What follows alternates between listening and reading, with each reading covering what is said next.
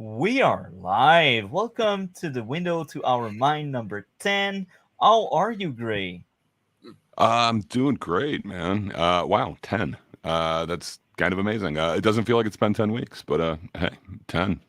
2 months, Huzzah. bro. That's Two something. months. It's Two more than two. That's months. like two and a half, man. Well, Don't sell us actually, short. yeah. We I can. mean, I was gone a week, but I'm still going 2.5 months here.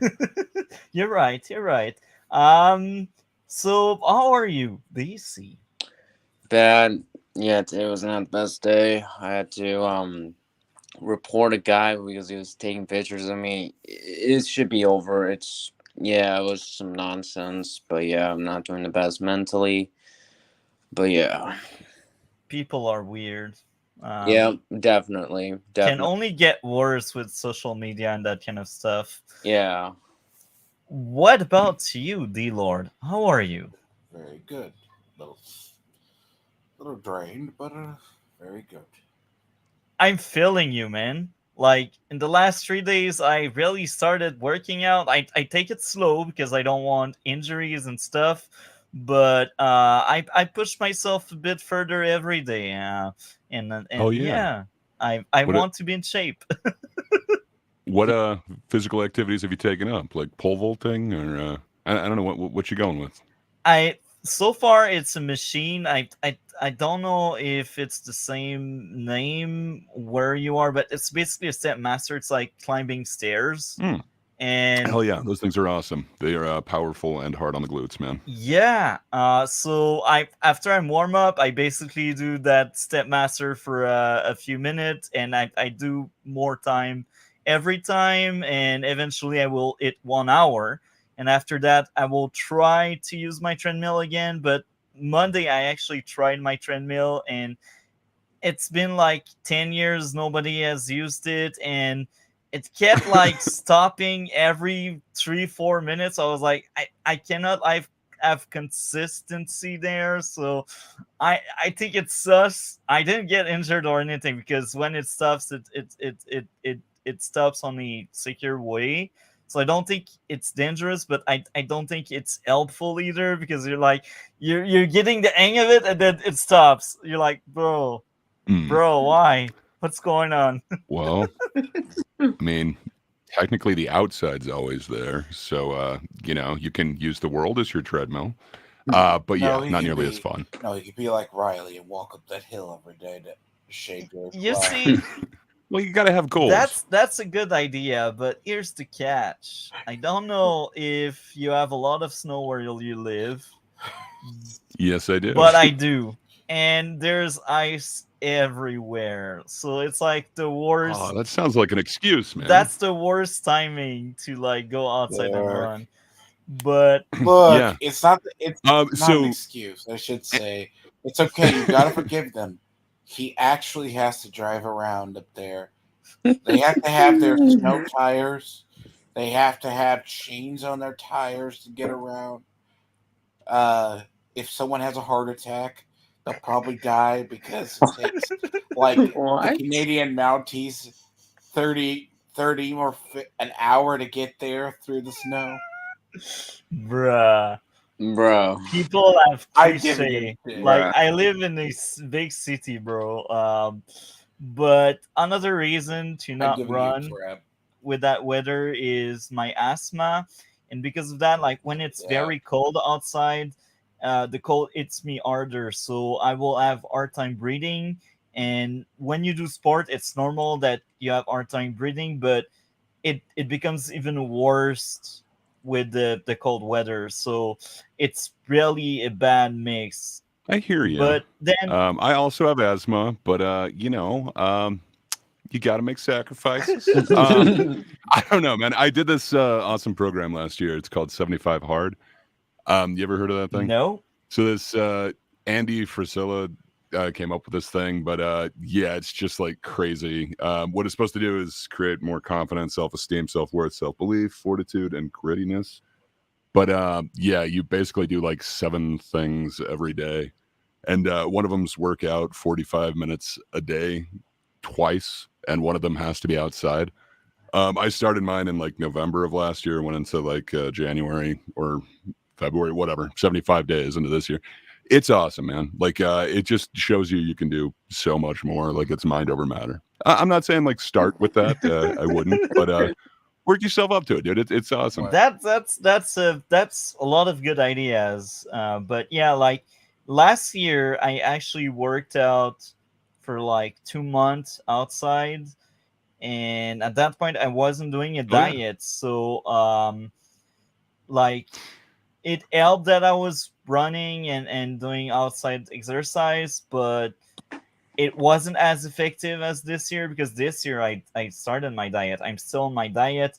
It's pain and suffering. Like I'm always hungry, but it's not as bad as when I started because now like I'm more fit. I lost basically 30 pounds in 3 months, uh, which is That's I awesome, think man. impressive That's considering how I am. I'm not saying you have to do this program, but that is one of the things that you have to do with that 75 hard is like you have to stick to a diet. It doesn't matter which one, but you have to stick to a diet for those 75 days. That's one of the things you have to do. Yeah. I don't know, man. It's really awesome. That's so inspiring that you have so much motivation and that you're, just doing this. Like, hell yeah, dude. That's awesome. I want to be an example. You see, I did lots of stupid shit, but I feel like I can make it up by doing better in the future and by encouraging people into doing better. And the sole fact that I show that kind of motivation, I think can drive some people. Like I know for a fact that Hopefully. I don't really have a huge following, and the point is not really the large following, but if I Yet. can change one person, I succeeded. That's how I see it. Like you change one person, that's perfect. You've changed me, sir. I am more motivated today after talking to you. Thank Really? you. Okay, well that's my success of the day. Thank you for sharing that. Anyhow, so before we dive deep into having a hive mind, I wanted to ask the panel right now: did we found a leftist willing to talk and have a discussion about the culture war, or we still haven't? I know nobody who's willing to talk. I don't know. I'm not sure if it's me. I'm a little off-putting. It's not It just might be you, my bro. I approach, tried. So I guess Well, no to is be- the response. Oh, we- D Lord. Go ahead. no, I will say, what did I say before? You're trying to find the needle in a haystack. They modern maybe. He just wants to know if you found it. Yeah, we need No. that one person willing. We have to, confirmation it exists. Look, to this is join what us. happens. We hang in a crowd that is firm, centrist. Not even leftists will talk to us. By the way, remember if you asked a leftist to talk to a right wing, anything left to the line of basic moderate Democrat or liberal is right wing. So, we're still Yeah, there's some sensible we're ones out there. Not basically everybody's dealing. that person on We're TikTok basically or Twitter. you can't. I don't know, man. I just feel like you're painting with the broad brush. Like I don't know. I talked to somebody very close to me who's a leftist. They're not willing to talk on mic, but Well, they seem really exist. sensible and I'm they're willing being to understand my sarcastic, position. Okay, give it bombastic, yes. No, but seriously, like there is a segment of people. They are, if they're leftists now, they have a hard time talking to the other side, even if they'll take L's. Fair enough. I'd say even the right is like that. Like, is the right really willing to have like people from the left on their panels? I don't know. Like, I haven't seen any of their stream in a long time, but I don't see them like approaching people that don't align with their narrative. So I won't blame like only the left. I think it's really the political sphere I will blame. Tribalism is a hell of a drug, unfortunately. Yep. And And this is oh, go ahead.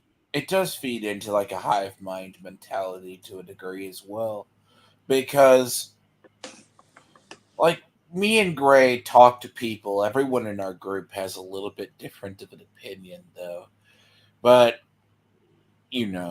call Gray an enlightened centrist. but there's I am neither of those. so you are left wing or you right wing, sir? I'm just unenlightened, and I go my own way. Yeah, And Well, you do your own stuff. yeah. Besides, great. Aren't you like what, like a million years old? Yeah, I'm exactly 79 years young. I remember back when we had the Whig Party. It was great. And then we got the Bull Moose, and it was great. No, I don't know. I just consider myself unaffiliated. well, I That's don't. good. I mean, I just say because that's funny because the idea is if we're looking in the modern day, tribalism usually carries the day. In the very rare cases, you do see both sides actually come to an agreement. Because, like, I don't know if for those in the U.S., I was going to talk about this on stream, but I don't think anyone in most of our audience doesn't care. The George Santos story. What's that? I don't even know about this shit. Yeah, it's probably pretty local. He's It's not kind of an local; it's unknown. U.S. based, but Well, that's what I mean by local. They're not U.S. based. Our, podcast compadres. He's kind of a controversial. so Now I'm blanking. He was senator, he wasn't was House. Or yeah, he was senator. he? House. He You're was right. senator. You're totally He right. was senator. Yeah, probably. Yeah. He lied a lot and then was busted on all the lies. And he was campaign recently finance, ousted from both parties. campaigns finance. Sorry, campaign finance. Just a corrupt politician, but more obvious than most, apparently. Okay. Well, he got- that's nothing new. Like most politicians are now corrupt. Yeah. So the House voted to expel basically Santos because he had basically lied on so much. He was abusing his campaign, basically federal law. What? Okay, that's bad. Don't do And- that, folks. He was so scandal ridden. And it was one of the ones that's just like overwhelmingly got him out in like a historic vote. And as I said, it's one of those few things. Even all the Democrats and most Republicans pretty much sided to oust him, except for a couple of their really core. So it wasn't a case of hive mind. It was a unanimous decision of, that's real corrupt. But there. That seems awesome. It seems like a better thing than what we're going to talk about. that's why I Yeah. say that's those rare moments you actually. He's just lucky he hasn't been unlike others that are like one of our senators.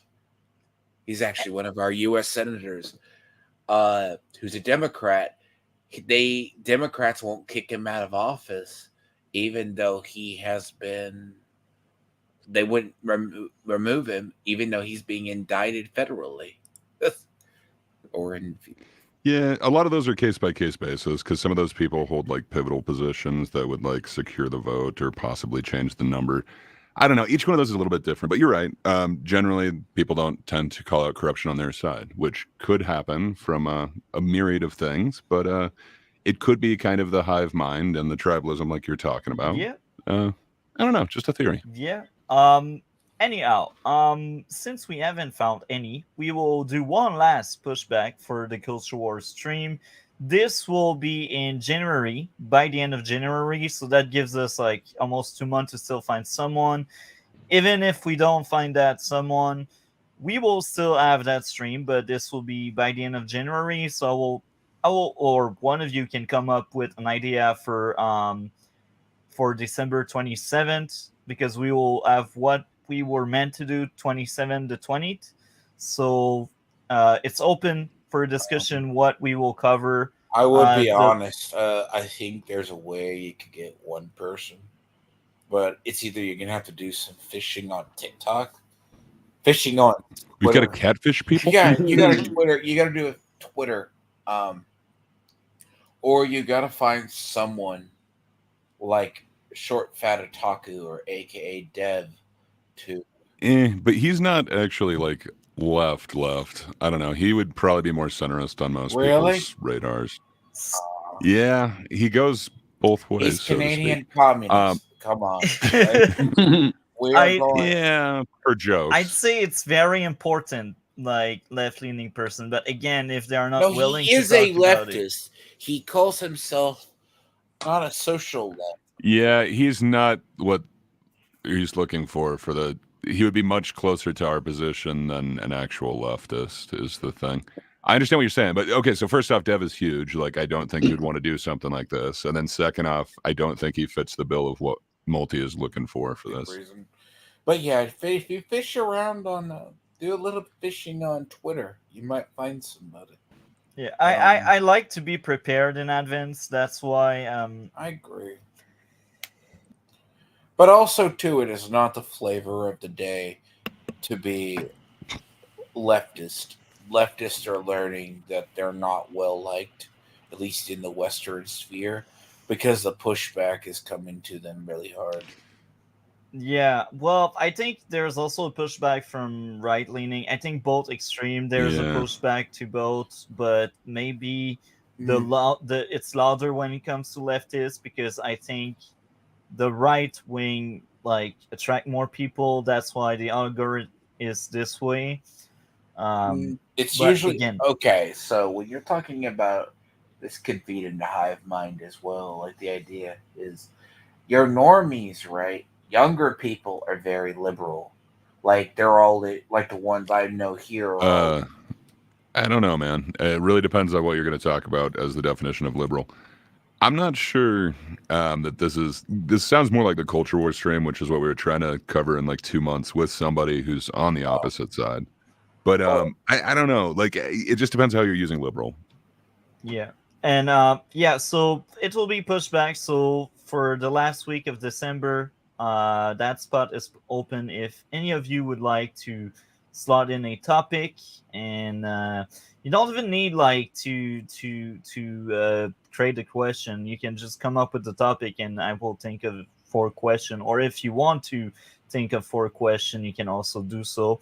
And if guys don't have any idea, that's still fine. But I will say too, remember though, the idea it's not. We're still dealing in a period where the Overton window is trying to adjust itself as well. So the very definitions of whatever you think is right-leaning or left-leaning has been really altered since about, at least in the U.S. and most of the West, since Obama's presidency. So it's been before that, man. If you want to go to the culture war, like, we'd have to start earlier than that. It doesn't but start. That's Obama, when but the Overton window got kicked so far over to the left. It's taken almost. Well, let's talk about it in a couple of months when we do the culture war stream. 2 months. Anyhow, that was the tangent prior to the big topic. So it's open. Guys can suggest stuff. And I'm wondering, I asked D-Lord and DC if they had videos. Do you have one, Gray, for today? I did not come prepared. Okay. I barely made it. I was a little late, so no. That's fine. I have a huge playlist, and I thought bragging about the size of your playlist, huh? Okay. Well, mine was tiny, but whatever. So, I thought that was very interesting. Last time you got to pick Gray, so actually this time around I will ask DC or D-Lord to pick in the list for this week. That could be an interesting spin. Like, anyhow, the question time. So question number 1. I try to find it one moment. Okay, so question number 1. What does having a hive mind means? We kind of barely touch upon it, but let's ask Gray.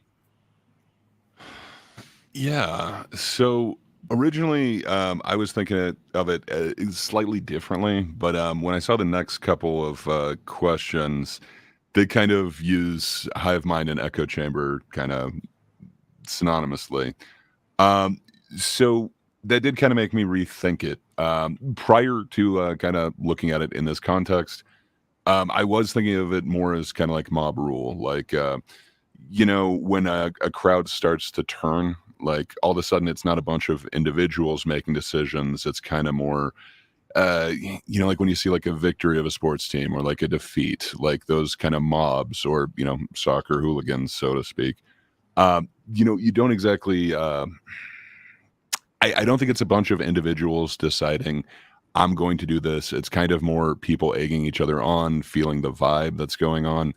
That's kind of what I would have thought by the hive mind thing. But kind of putting it in context with the next couple of questions that kind of reference echo chamber, I realized a lot of those definitions for the two are kind of overlapping. So it would be kind of, there is this group with a prominent popular opinion that you will not hear, the opposing opinion. It would not be a comfortable place to be able to say that.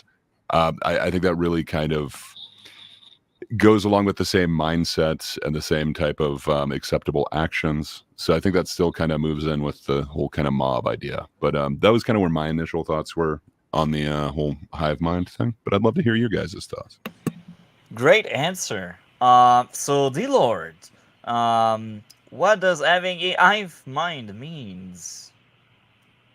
I will say, having a hive mind to me means usually there's less one person or a group of individuals calls the shot because majority of the people in a hive mind usually do not have their own opinions. They usually just follow whatever the trend is or the leading ideology is. It is a little bit different than an echo chamber because there's usually some diversity, but they usually agree on probably 95, 90% at least of everything they say. So having a hive mind is usually it's a group where there is group think that usually defines it. But it's usually not a lot of will to oppose or most people are go with the flow. So they trend towards it. Because it's very different. As I said, agree with Gray. It's a little bit different than an echo chamber where you surround yourself differently. Complicated answer, but I like it, and that spawned my own answer. So I agree with everything that's been said so far. So a hive mind could be um, a way where there's a group of people taking in the same way, but not with the same calculation. So what I mean by there is you have this opinion about that, my opinion is different. But in the end, what we push forward is the same result. So it's basically like the same outcome, but different ways into making that outcome. Am I clear on that, or yes. not really piecing the pieces together well? No, I think that makes sense because when you're talking, it's a little bit too. You see a little bit of a hive mind, right? Like it. Think of it like a conclave where you have some, but saying they usually agree on the end goal, but there's usually less thought. At Yeah. least from what I've seen, they'll agree on that certain end goal, but the initial thought, because this has concerned me for a while, because the idea I've seen this in online spheres. It's because online is what you're seeing is like you're seeing a weird merger of hive mindness with echo chambers. Because when you think of a hive mind, you think of like wasp or like ants initially. Yeah. You have only the thinkers that make the decision, and the rest of the drones just follow. So Sometimes it's instinct. Like you're angry, so you want to make everyone angry just like you. Um, DC, what would be your response to what does having a hive mind means? I'm probably gonna be the outcast in this one because I literally have no idea. I even tried researching a little bit even before we started, and I was like, and literally it just showed me a picture of a bee instead. Obviously, you're not too familiar with Star Trek, then. I know they had crossovers with Marvel, but and they have movies, successful movies. Yeah, and I We are Borg. Yeah, I think that's kind of most people's go-to is the Borg, but that's cool. yes, Fair enough. It's kind of a weird concept. yeah, I have no idea because when I think of hive mind, I just think of like or white or yellow, because they have things called hives and hive mind and yeah and all that. Yeah, that's literally where the term comes from. Yeah, Exactly. But yeah, Um, from looking up the definition, it's a large number of people who share their knowledge or opinions with one another, regarded as producing either uncritical conformity or collective intelligence. So, got it. More than that. Like yeah, collective intelligence is, that's the word I was trying to think of earlier, but not. Yeah, but you usually see it in like certain things with like. That's why most of the bet is to say like ants, ants, or yeah. Again, it would be like a colony, termites. very much so. But when you go with kind of the other one, the echo chamber, like that's definition is an environment which a person encounters only beliefs and opinions which coincide with their own, so that existing views are reinforced and alternative ideas are not considered. That kind of feels like what a hive mind would do as well, because they're talking about uncritical conformity or collective intelligence. It feels like they very are similar ground, and I hadn't kind of considered that before Multi kind of put these questions together. yeah, you made a very good point, and I will add a bit more to why I thought that was interesting as a topic for 1 week. It's linked heavily into sociology, like your result to your surrounding. Either it's your family, your friends, your coworker. Like you don't necessarily think the same way, but if you're surrounded by negative people, you will most likely come to negative outcomes. And yeah, that was like something very interesting to address. Anyhow, number two, I will ask this to D Lord first. What could interest someone involved with an echo chamber viewer and whoever makes the echo chamber or like aka creators? Like, what would be the driving reason to like create that echo chamber or follow the echo chamber, D Lord? They pretty much want to exist. It's a way to have a safe space without having your worldviews contradicted. Basically, it's like bringing together like a survivor group of a tragedy, and it's probably, and I use this logic because like not because we covered like certain people, but like people we deal with, like you deal with these people that they honestly don't know, at least in modern terms, how to deal with opposition. Basically, because most of the time you'll see it is they use ad hom attacks or people that that's why they the way they think of the other side. It's kind of like a xenophobic thing. They feel the need to be in one spot so they can spread their stuff or just exist in it because it's like a giant safe bubble for them, and they will ultimately start attracting people of their own kind or similar thinking patterns, if that makes sense. Because it's not that they seek to have a discussion. They like having discussions, but usually it's not going to be. It's hard, but it's an echo. That's what makes an echo chamber different than a hive mind. It's more like a safety bubble that they can have certain discussions in, unless discussions are so weird that actually causes a divide. Very good answer. So before I ask Gray, I will bring my reason of why people like to be part of that. They don't like contradiction, just like what you said. Like they don't like opposition. People are comfortable when other are saying what they think because they're like, "Oh, I'm not crazy." And this is for comfort mainly. And another way is like some people that trade these echo chamber, they like the sense of community they create, and they welcome that. They're like, oh, we are part of that group, we are proud leader of that group. So that can create some kind of pride and drive that can reinforce their self-esteem in some cases.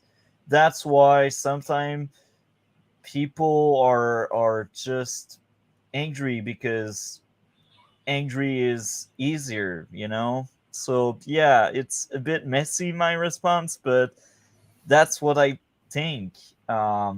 So, great. I will Yeah. ask you the question. Yeah, I think kind of building on what you were saying, why somebody would look to the comfort of an echo chamber is just that thing. Like you mentioned comfort. I think that is, kind of the root for, conformity as well. Like there is some comfort in the group. It is that whole tribalism thing. You want to be on the winning team. And, it is uncritical conformity. You just kind of go with the flow and the group is deciding. It's not always necessarily a bad thing to go with a group or to participate in tribalism, but yeah, it definitely should be checked. You don't want it to get to the point where it is an echo chamber and no opposing opinion could be accepted. There is only one acceptable opinion. That seems to be when it turns to something really negative, and I think that's where you get like the echo chamber effect. But sadly, it comes from something that was probably some sort of advantage. You have a group, you're a part of a group, you're accepted. You have people that'll, watch your back and, kind of root for you, defend you.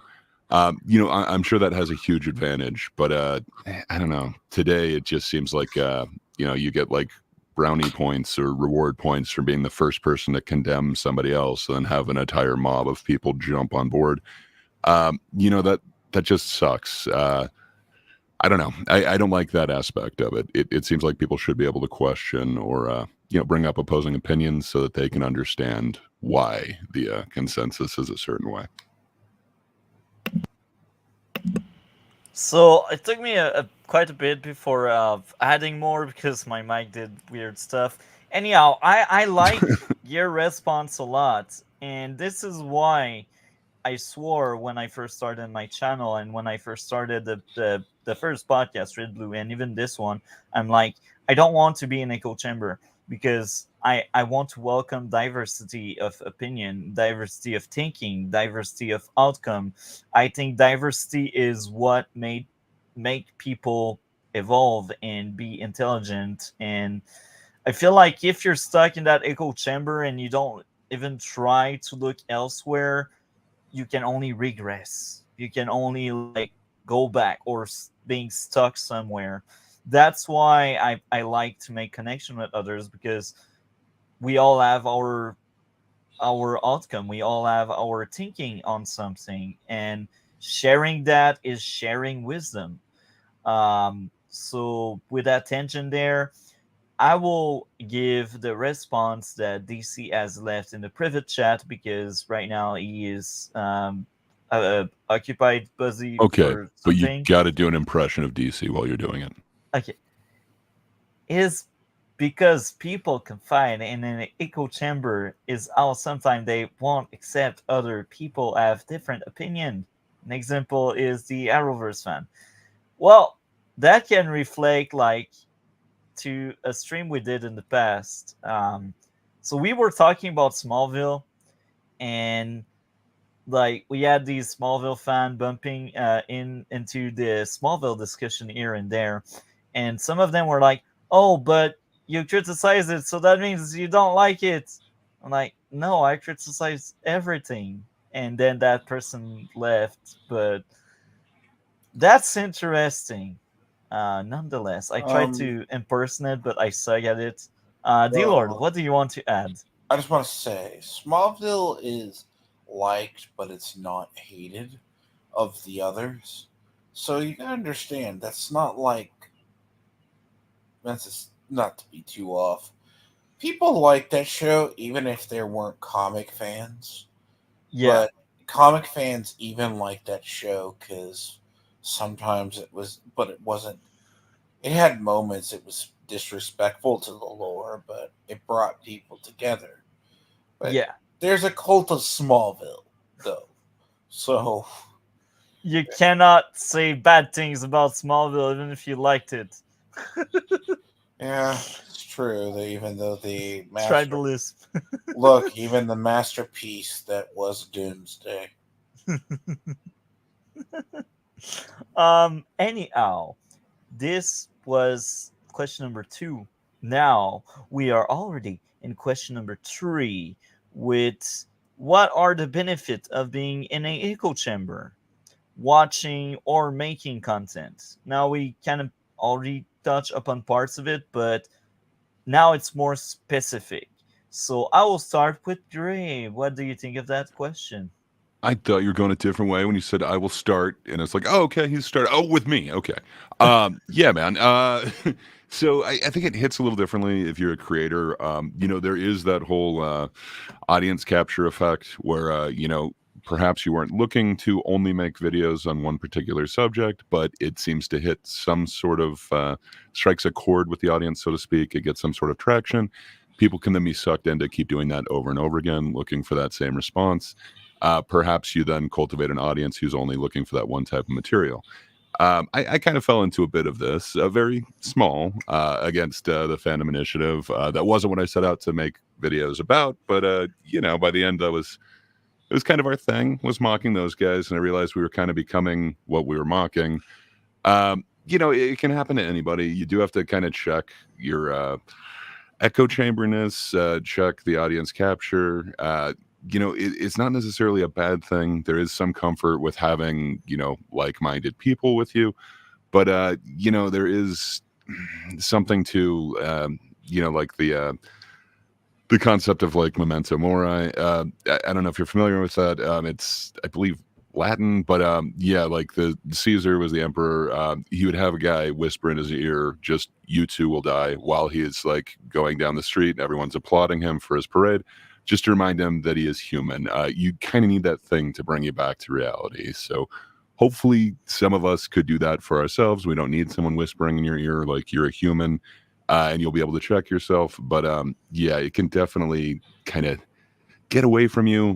Part of it goes to that tribalism thing. It is nice to be part of a group and accepted. It is something that is kind of built into a lot of creatures, but specifically humans. We are a little bit more of the tribalistic type. There is comfort in it, but it does seem to be quite a dangerous thing. You then run into a lot more. You could run into the echo chamber effect, like we're talking about, and just not hear opposing opinions. You could also be captured with in-group bias, where you just start letting your side go with behavior you wouldn't accept from the other side, or you point out from the other side. I think that's a real fear when it comes to having an echo chamber. I think it just leads to more tribalistic behavior. I agree with that. I really like that response a lot, and this is why I try my best to not talk. Like I mentioned them like a lot, but I don't talk in depth about any of the other parts, like whether it's left or right, um, because I don't want to become like that. But anyhow, um, DC response in the private chat again.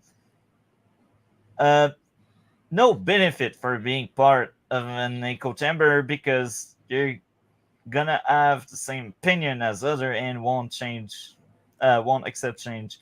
I gotta I don't say, know. it was like DC was in the room with us, man. You're doing a great job doing your For DC real? impression. Yeah, it's amazing. Like Okay, I this couldn't. I closed my eyes and it was like he was here. bruh, I thought that was worse than the first time. Oh my. Thank you for sharing a lot, DC. You're great. Even if you don't speak, I like your insight. Um, D Lord, what do you think of question number 3? I think when you start getting into like certain aspects, people who usually live in echo chambers, and you'll see this in their content, they will. It's like you do not run into the Twitter lynch mob people outside of Twitter because they hang together because it gives you it basically when you're in an echo chamber, it gives you a sense of importance or your own. What is the phrase? I should phrase this better. You get a sense of fulfillment, a sense you're listened to, a sense you are actually being acknowledged, and it's easier for them to gain that level of what they were seeking. But the downside to this is you create a toxic environment where you're never really growing, except you're just echoing your various opinions amongst yourselves. And we saw this in when we were covering the TFI. They basically believe one methodology. They never change it. And I see this in certain people I watch on YouTube or others, where they never have an opposing voice to their actual opinions. So it echoes inside there, but they don't think it's an echo chamber, though, sometimes. Because they're in it, they don't realize it. It's like you don't smell your own smells because you're used to it. It's the same thing. So, like, you're getting that kind of idea. You see this in communities. Why does everyone from Destiny's community sound like they come from Destiny's community? Why does everyone come from Vosh's community sound the same? They all Oh, it's because Vosh came from Destiny's community. But sorry, not to interrupt you. No, but the idea is, but there is a distinction now, though, Gray. Like these people, like in cultivating a hive or the echo chamber, you're able to gather a select audience and grow until you.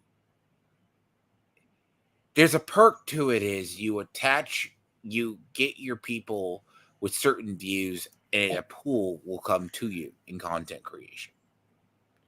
But the downside of it is you start strangling out that pool when you're streaming the same time as somebody else they watch. Very few people watch 3 streams at once. So you do wind up strangling your own.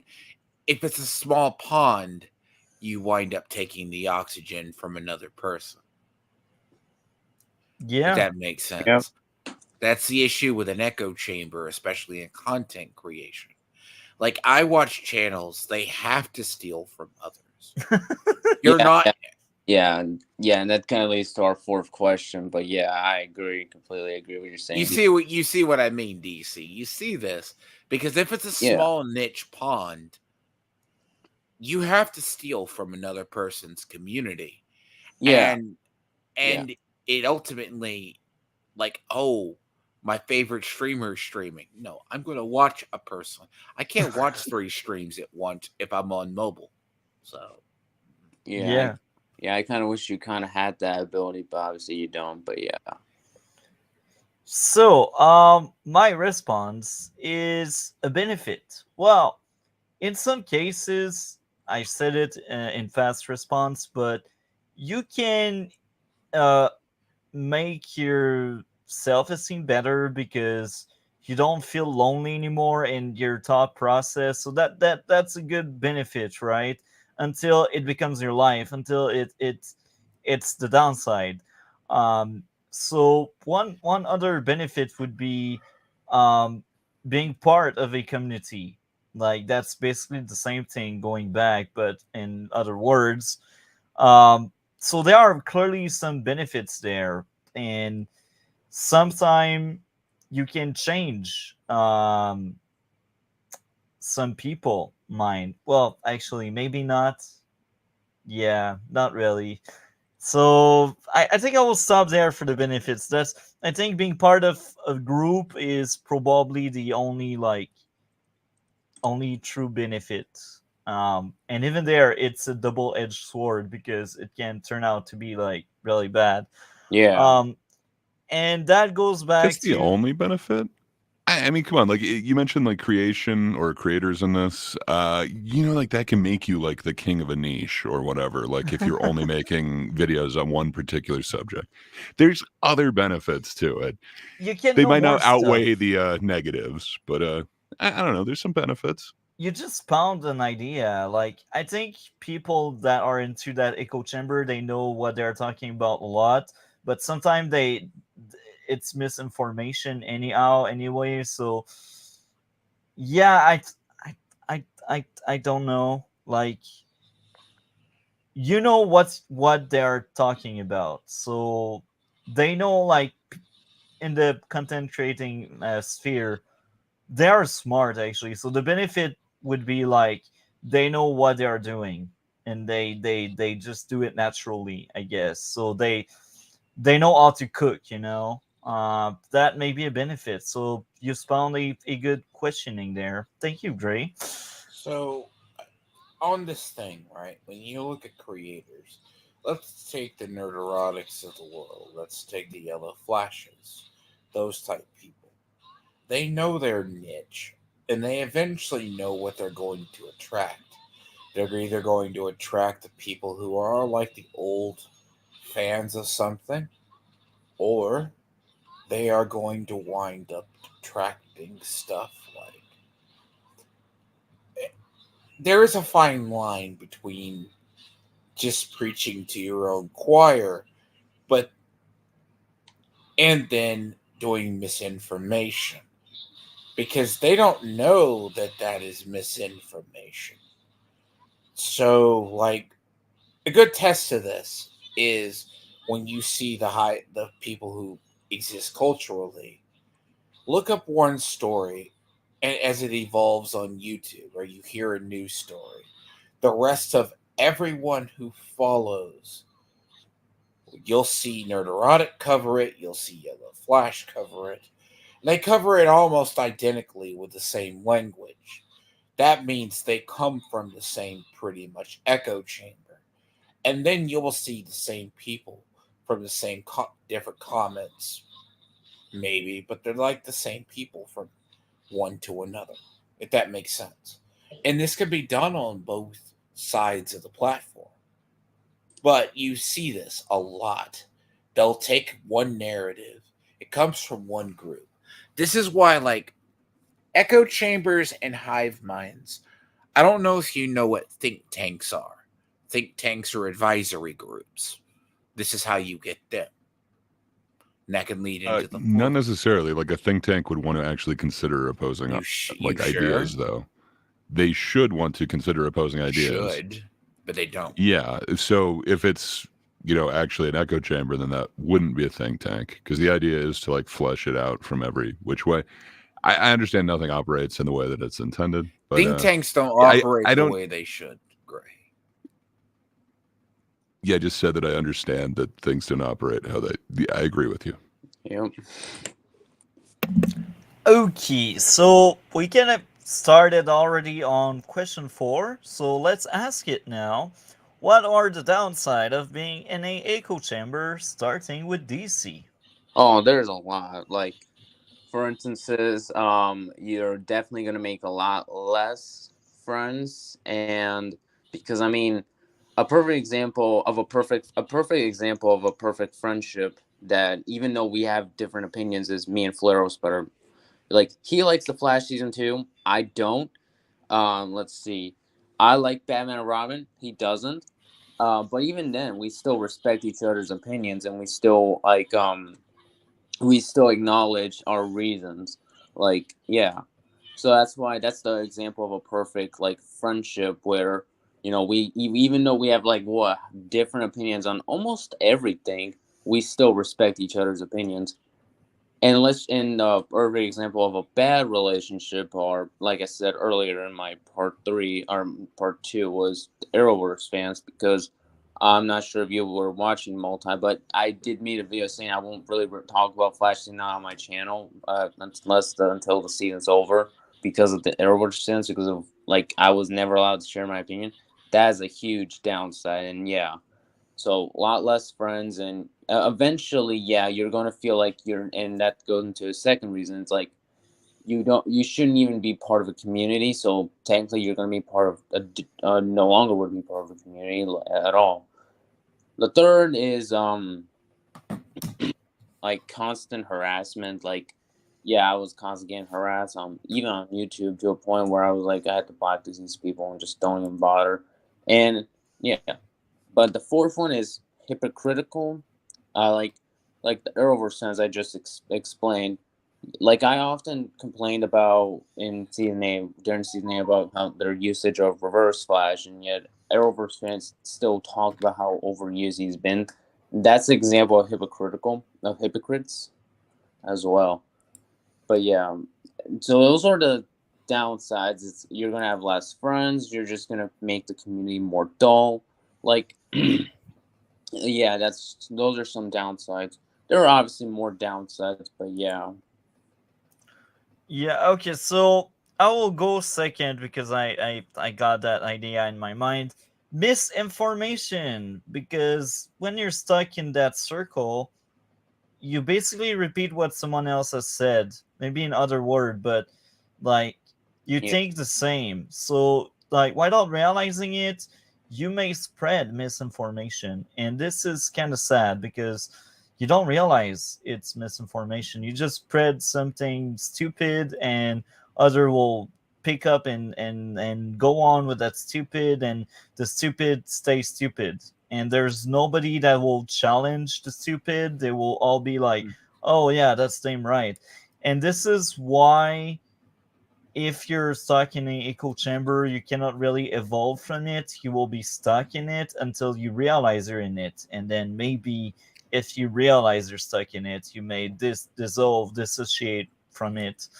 So I think that's the biggest um, issue with echo chamber, and this is why I kind of stopped watching anti-woke crowd, because I was fed a lot of misinformation without realizing it, and it's after seeing some pushback that I realized, oh, okay, um, that was misinformation. But again, maybe the pushback also has misinformation, so you really need like to take several sources to really like have a good idea of what's really going on. So I think that's the biggest downside. I will ask Gray next. What would be a downside of being in a echo chamber? Yeah, I think just the sheer like blinders that you put on yourself. I think like we talked about it before, but that now I'm blanking on the term, but it's uncritical conformity. Sorry, that was the term. You're not going to actually think about it. You're just going to go with the group. It definitely sucks. I've definitely seen it with content, especially like with creators or watching certain creators. Oftentimes nobody looks beyond just the headline. Oftentimes, like Multi was talking about, there can be misinformation or even disinformation. I would hate to think that somebody is intentionally doing it, but I've definitely seen it unintentionally. Like a piece of information just keeps getting spread and it just keeps happening over and over again. And people are being uncritical about it. They're just conforming to that idea. I think it would make you less of a critical thinker. That's definitely the downside. And then it would make you comfortable in just accepting the popular opinion. So I think, it would essentially turn you into part of the hive mind, would be part of the biggest downside for me, along with everything else that we've discussed. Yeah, and to go back to what I said, like about the culture war, the future stream.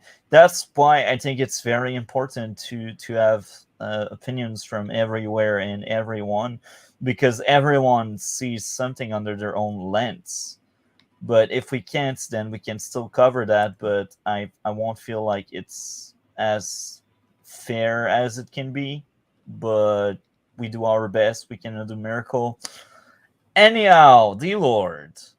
What are the downside of being in a echo chamber? I will say it's not to reiterate what Gray said, but put my own spin. I think the downsides to an echo chamber are the fact that it causes stagnations in your own opinions and you don't realize it basically taints your worldview of how the world actually is. Because you've only been around a certain community. And when you try to see outsiders try to come in and go, well, that's not that. Well, you're a liar. You don't do this. So when you come across other stuff, it either shatters your worldview thoroughly,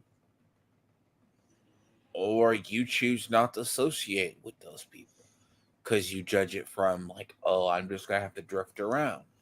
Because let's say, as a prime example, you like an echo chamber, not to call certain channels out, groups out, like the TFI. They are a niche within a niche within a niche within the niche. They're not in a group with a diversity of other opinions. And They will like push back against other opinion because it's only their each opinion that other matter. because it's theirs. Yeah. But when you see those people go outside that community, the only people who are attracted to that community are like the 1% of that entire niche. Does that make sense? Yeah, it does. You basically start starving the thing. Now, when you're in another, it is very similar to when a person of a conservative leaning thing or normal thinking person goes into towards a left leaning crowd. You'll be yelled out of the room. They won't listen to you. And in the current age, the issue with this is that's why I say echo chambers and hive minds start running together. It will separate again. But the idea is it's combined currently with because of the way modern Zoomers work and maybe Gen Z actually works. But it will become a separate thing. But when you're in an echo chamber, you can never accept anything, even if they are speaking truth. So the big downside is, as I think I said earlier, eventually these creators and these communities become so big, they steal from one another. Yeah. Basically, I don't know if you've ever heard the phrase, radicals eat their own. Yeah, it's like Eric July and Ethan Skyver, or I can't remember the rest of their name. Like they like shoot at each other. Yeah, well, the thing, EVS. on that is that's because Rippaverse fans are fans of independent comics. So let me say it like this. You'll probably see this if we ever talk about Eric July. You have Eric July fans. You have the libertarians that follow him for a political philosophy. And then you have the Rippaverse fans. Okay? The Rippaverse fans are fans of independent comics. So they follow him, Ethan Van Sciver, Comicsgate, anyone from the Iron Age. Now, there is crossover. So if you have crossover, that's when you start cannibalizing each other. So Eric doesn't really care because he still has other brand, but EVS doesn't like when other people do, cannibalism. It's the best way to put it. That form of cannibalism eventually eats one whole section, Yeah. It's the best way I could put it. It's a weird analogy, but it's radicals eat their own. That is a phrase because all radical movements devolve and have to become more extreme. You're not extreme anymore. It happened with feminism. That's its key too. Okay. I won't pronounce myself too much on that, but I think You see it, but you see it more in media groups. this is true. Let's say one creator, they're in the same sphere. People who follow Yellow Flash follow Neurotic. Neurotic, probably follow Geeks and Gamers. Critical drinker. But what if? But what if you only have the ability to watch one of those streams at once? Who do they choose? Friday But Night Light, I guess, because that's the biggest one with the most people they like on it. unless they like Flashcast, they'd rather watch him and they can catch the other one in replay. Yeah, that's true. But they all pretty much, you see them, they use the same talking points. Either Yeah. one starts it or the other one goes to it. So they cannibalize themselves. But Yeah. Is there anything else you'd like to add? no, that's my answer. Okay, so thank you a lot, Cole. If you're still in the chat, you're amazing. So we will read out your response to every question now. Question number 1: what does having a hive mind mean? A large number of people would think and agree on the same thing as each other, and a lot of the time choose to stick to familiar people like that and searching for similar people. Good answer. I like it. It reflects very well the hive mind. Question number 2: what could interest someone involved with echo chambers? It feels comfortable as their opinion and views aren't challenged or disrupted. A lot of lazy, toxic, and bad creator or viewer happen to fall into this trap a lot of the time. It makes them think it can help their popularity online grow too if they sim for one specific type of stupid audience. I added that because it feels like Cole could add that kind of stuff. So much as there will be hardcore dedicated to them, which is something a lot of the anti SJW YouTuber end up doing. Many of whom and other group of YouTuber have noticed over the years don't believe everything they say or do and just do it as an act to milk views out of it from that type of audience with wanting to make more money.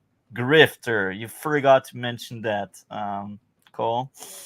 I've spoken to many people a part of that community privately before they've even admitted it. The movie Cynic, a channel with around 150k sub and 200 to 800k views on his videos, being one of them I know about, who fakes 95% of what they believe because he just straight up said it backstage in a StreamYard to me and others on Philosophical Pickles Halloween stream in 2022, and even asking him for advice 6 months prior on it before he started to do so. I mean, and on that note, too, by the way, there's a lot of creators, right? They present it outwards. Because I would not compare, like, when I compare a person like Eric to EVS is a different animal. He is now having to share his space with a lot of indie comic creators. So he's not the only voice because even Comicsgate's beginning to fade. So, but you'll see a lot of these creators, right? Because I'd ask everybody, what is your definition of a grifter? Someone that spewed stuff they don't really believe in, or maybe they do because they just keep hearing it and they agree with that. I would say somebody who voices opinion solely for something that they're gaining. Again, like I'm probably the outcast because for when I think of the word grifter, I think of myth like creatures like goblins, like things of that nature. That's what sounds like to me, grifters. Okay, very interesting. So I That will. might be too spicy for YouTube. That might be Rumble Talk. So basically, like, usually a grifter is a person who provides a product and doesn't come through with it, basically. But usually, grifter is in terms of, but you can actually grift a section of like a topic. like certain creators, you can all name them. You can look at their audience, and they actually believe it sometimes, or sometimes it's just an act. Like Cole admits, the one guy admits he just does it because it gets him views. They Okay, might. so one that's like on the line. Like, what about advertising a product that you don't know if they actually like, or you're pretty sure that this, creator doesn't like? Are they just grifting because they're literally doing an advertisement for it, or is it? I mean, Is there the caveat of not telling that this is a paid advertisement as well? if you say it's a paid advertisement, because even though I have to sometimes disavow things Arch says because they're really stupid, he likes playing Raid Shadow Legends, but they give him a paid sponsorship, but he actually likes it. I So I think Drifter is something very vague and big. It's really hard to like define exactly what it is, because we got like Marvel Unique Response I liked, and we got like Gray and D Lord Response, and we got mine. Um, so yeah, Drifters, it's huge. They like, I think it's just like woke, like everyone has their own definition of a grifter. Um, so we could say like any left leaning going after the right are a grifter at some extent, because they are seeking into having that kind of audience where they criticize right leaning people, and right leaning people are also grifter because they are seeking into like aiding and destroying the woke ideas and that kind of stuff. Um, but yeah, I think this is as precise as we can get. that's why Um, I say my definition, right? Grifter traditionally is a person providing a topic where their product that doesn't deliver. And I know it's weird for some people, and that's a little odd. But like people, I've seen people accuse people of like flat out they don't know what a grifter is. A person grifted you out. No, I mean, I've seen people who follow channels because one person leans into something. In that message, they're either doing it to do partial growth of their channel. I can name one creator right now doing it. And he wants to go, uh, and he's like, well, why is this happening? At one point, he had to step back in a realization of, I don't know what my audience is anymore. But if I but I have to lean into this to do anything now.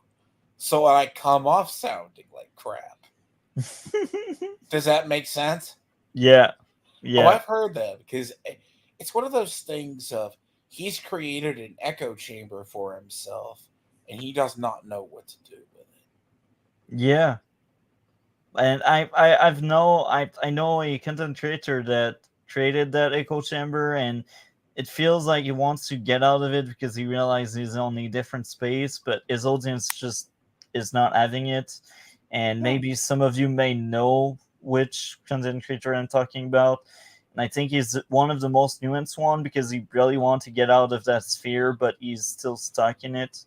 Right. And it's a bit sad. That's also why I don't want to be an echo chamber on any of the podcast May have to have discussion we a have. conversation. I, I think I know who you're talking about, if that's who we're thinking of. Yeah, And in certain cases, some people are trapped. Probably have a conversation off the record on that one, but yeah, I'm familiar with a lot of these people. The stuff becomes them. yeah, And take like an EVS of the world. He does have an echo chamber on his channel. But if EVS ventures outside, he literally creates or feeds that echo chamber he's going into. I've literally watched him say one thing, go to another, say something different. He went from going on Tony's stream to going to Rakita's stream saying the opposite thing. He'll go, Eric July's bad. Then go over to Rakita and say, oh, Eric July's correct. He can defend himself. I'm just like, please. That's like a grifter to me. Like you're Yeah. tailoring your content. Yeah. I don't know. I've seen both of those interviews that you're talking about. I don't think so. They were asking different things. Like it wasn't give me your opinion on him, and then both were led from different questions. I don't know. I know what you're talking about. I don't know if that's the best example. I don't know. I wouldn't say EVS is like the most principled person ever, but I don't know. His statements were not necessarily incongruent. Yeah. Okay. So question number 3 answered by Cole again. What are the benefits of being in an echo chamber? You get a good understanding of that specific group of people and their weird opinion, and understand how everything works there and how they think about stuff.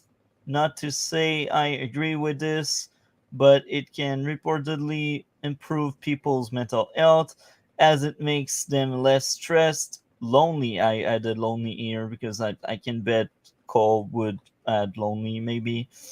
Especially with feeling like you're part of a team or a family in some cases, as weird as it is. Well said, Cole. Thank you for sharing that really good response that fits very well with what was already told prior. Question number 4.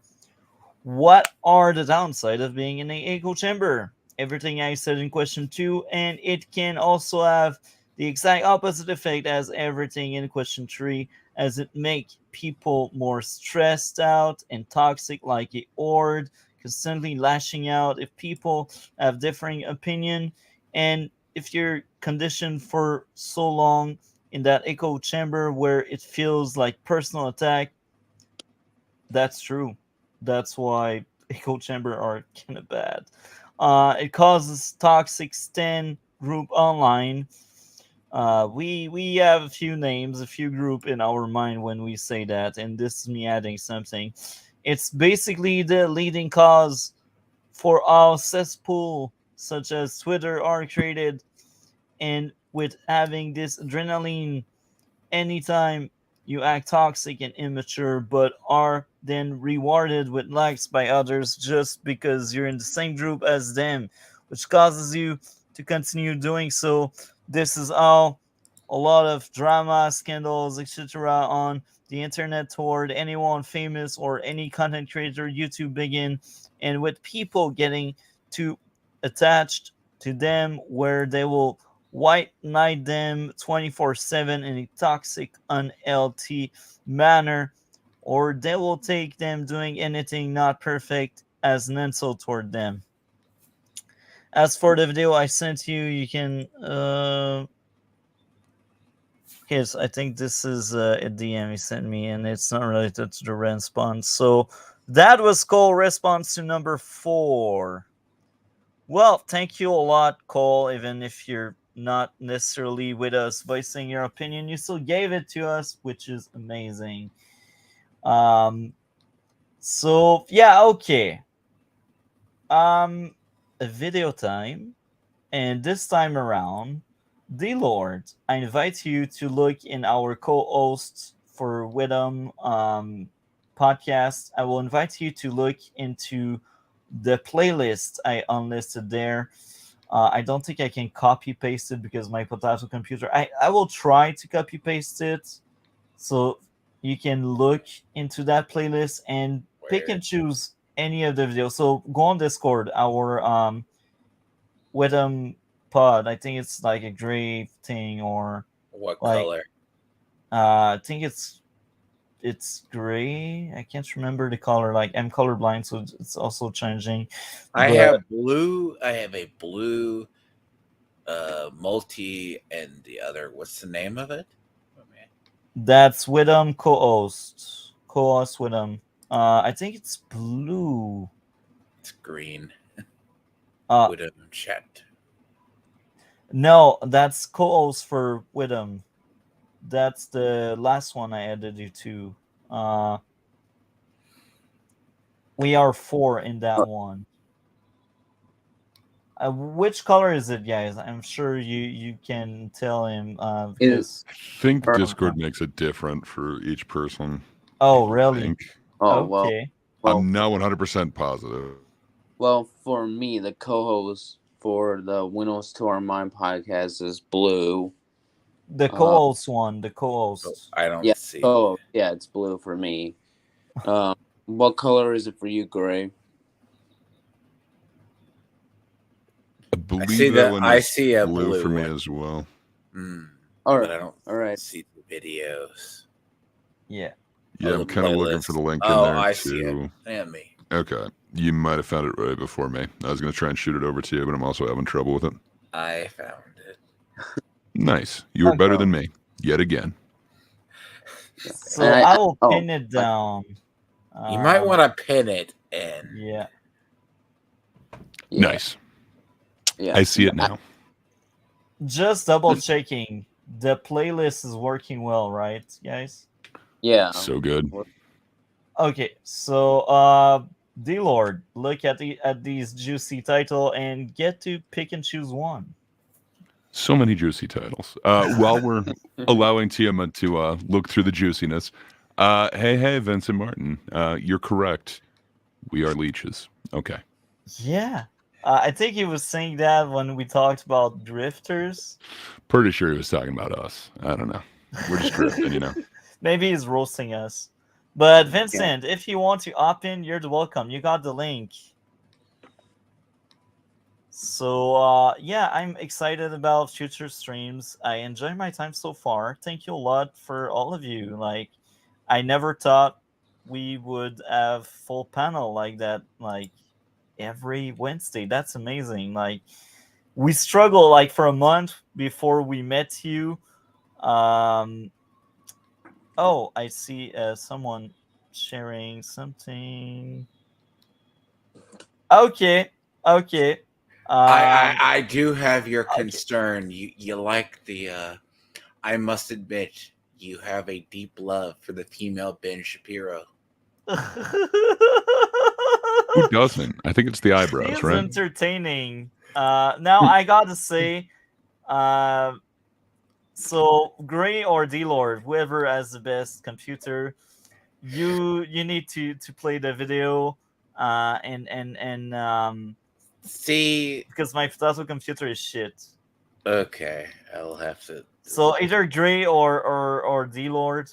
Let me. I can get this to be right. So it's all good. Just give me like a minute or two. He is better than me in every way. His ability to share, his ability to find links and videos, his ability to choose, and the way he describes the lovely Brett Cooper. What can I say? Tiamat is the man. She's entertaining. I gotta say, look. I jokingly say she is the female Bringe. I think I learned that from you, and you said that. That's absolutely horrible. That's like Family Guy and South Park ruined stuff for me. I never unhear these things. Yeah, that is one of those, like, once you see it, you can't unsee it. Like, wow, he did hire, like, that. Okay. I laugh, but the worst thing of that is I have a rough idea of who Ben Shapiro is, but I haven't seen anything. Kind of imagine her with shorter hair and in a suit. Wow. Oh my. Okay. Oh, about that. Yeah, no. It's absolutely awful. How you do this? He's multi-talk, so he can do anything he wants. Hell yeah. It's okay. If he says what a Buddhism, I have to hold on. Just let me. I have a way I do this, so I can just locate. I just gotta bear in mind I locate the file ish. See, you can do the. You're also better at locating files. You can do the. I don't know. What My you file do, organization is horrible. What you do is you need to learn to do the pro YouTuber, pro content I refuse. creation thing. I'm not going to go pro. You do the I want to keep my amateur you status so that I clutter can your go to the desktop Olympics if I full need of the to. files. Okay. You clutter the Back to the comments section. I'm Brett Cooper. So we talked about this. I checked almost exactly a year ago. It's like, a year and some change, but in December of 2022, I made an episode about this very thing. A year later, we're back again with some updates, but we're going to talk about how the MCU has become the MSHU, as Nerdrotic has coined it. And we have that whole episode about it, and I will link it in the description below if you want some more context for why this is happening and how it started happening. But basically, this is something that is being done intentionally by Disney and by Marvel. Back in 2018, the president of Marvel came out and apologized for the fact that only 27% of Marvel superheroes were women, and he committed himself to Okay. Can you move a bit back? Because the moment we said pause. How far do you want to move it? Like one more forward from there. 18. I have no idea. Just like a couple seconds back from where it was. So I guess before we let her get into this and kind of explain what nerdrotic means by MCU, I've heard it described a whole bunch of different ways. My introduction to it was actually from Organized Chaos and actual fandom when they were talking to Adam and Sitch in a debate, and they were saying that MCU means a specific thing. What does it mean to you, Multi? If you were to describe MCU or why somebody would say MCU, is there something specific that it means? I'm kind of split, okay, because I met the Nerdrotic in that crowd before meeting the initiative, right? So I kind of know their definition, and I also know the initiative one, and I'm somewhere like right in between, because I think the initiative they do mark a point where yes, there's more female representation, but there's still more male. But like Nerdrotic and the other, they will tend to like disregard the fact that there are still men. Like I know like some of the male took a backseat. I will give a great example, like Moon Knight. It felt like the first three episodes were built up for the Oscar actor. I can't remember his name. But then the stupid cow that's like the supporting character that I truly hated, she took over and she kind of became the focus of that show. And yeah, like that's one trend, and they call it the MCU. Like so basically the initiative definition is it's a sexist way to describe how the MCU is now female focused. I think they would even that's being too charitable to what they were saying, because when they were saying specifically Bob Organized Chaos, when he was talking to Adam and Sitch, he kept saying anyone who says MCU is saying boo women. Women bad. So that's literally what those guys are pushing forward. They clarified it like 3 different times in that debate that that's actually what they mean, and that it would be a pattern of behavior if somebody says MCU. That is one piece of evidence in your pattern that shows that you're sexist. So I don't know. Like I think you're giving them more charity than those guys would necessarily actually use their position for. I think you've got a much more nuanced position in it. Yeah, it is very much, but like because I do see that Nerdrotic and the others, like I've tried to like I was curious when Ashoka came in, and I thought that was average, so I was like, you know what, I will look again at the kind of reviews they are doing, and I did look into the reviews I was seeing that was on the Drinker panel, I can't remember, and I was like, they are just complaining because we got women on the screen on different positions and that kind of stuff. And I was like, that's not a valid criticism. It's like, I don't know. Do you think that's really what they were saying though? Like, was anyone complaining when, like Scarlet Witch or when Black Widow was on the screen? Or were they saying, hey, you're taking these characters that are traditionally this way, that have been depicted in comics for years, and you're now replacing all of them simultaneously with the female counterpart? I don't know. I don't know that it's necessarily boo women or I'm not happy when women are on screen. It seems more like you're replacing something I like with something inferior. Yeah, Seems to be the impression that I'm getting from those guys, but those guys are definitely polarized as yeah. well. Well, you make a good point. So that goes back to the definition of like nerdrotic and the other. Like MCU is like an universe where, from their point of view, is like it was for men and it was centered around men, and now it's no longer like that because we got all of these new properties with female lead, and we got all of these properties where there's no longer the supporting men we used to have. Now it's all supporting females, and the female are taking over. um but I don't know if they're taking over. Like, so I haven't heard that part of it either. That like they're taking over. It's just they're pushing something that isn't necessarily what the audience wants. Like, for instance, at one point they were going to push Iron. Now I'm forgetting her name. Riri. Ironheart. Yeah. So they were going to push her as opposed to like Tony Stark. And from what I understand, like kind of some of this backlash is kind of less than that. But it was going to be like female Iron Man, female Hulk, female Thor, female. Well, I guess Black Widow would have been female as well, but it would have been a replaced like inferior Black Widow. It would have been female Hawkeye. Crap, I'm missing like 3 of them as Captain well. America, It, yeah, Captain America, yeah, Doctor Strange, Spider-Man, yeah, all those guys. it just Yeah, it seems like there was like a handful that were kind of left alone, but the majority of them are being pushed in this direction. It, not necessarily like women are bad, but it's like I don't know. This is like the direction that your average fan would want, seeing as how the comics weren't necessarily like the biggest hit. It kind of seems like you've got such a library to pull from, and you're pulling this one particular kind of I don't know, this one sub genre of it, if you will.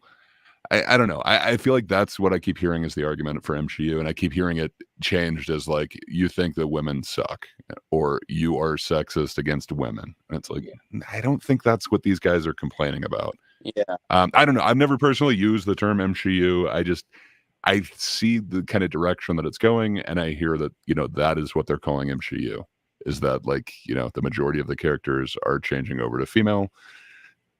I don't know. That doesn't necessarily say women suck or boo women, but no, I don't know. It's changing the traditional character that people love that has like this huge back catalog for something less popular. yeah, so you make really good points, and I think you understand it better than me. Like I used to stream MCU like a year ago when I was really into these anti-woke crowd, but now it's a bit more than a year ago because now I dissociated from that content a lot. But I use like to go on some panels and stream that. Like Cole could attest if he was there. Like I used to be on MSK channel. That's how I met Cole. And at that time, like MSK wasn't like now. He was very different, and he was like pro MCU and that kind of stuff. And he disagreed with MCU and the anti-woke crowd. Like I remember in panels, he even like um debunked and like even went after some like geeks and gamer content and that kind of stuff, and that placed me in a very weird spot where I was on a panel where people didn't really like the content I was consuming, and that influenced me a lot as well. And this also how he kind of caught the bridge, because eventually he stopped inviting me because I brought a counter narrative to what was stole by him and others on panels. But yeah, so MCU I think now as a very negative image, and it's because of both sides. I think if you ask to a leftist, you will get, oh yeah, that's sexist and that kind of stuff. And if you ask to a right wing, they're like, oh, MCU is bad because MCU was better.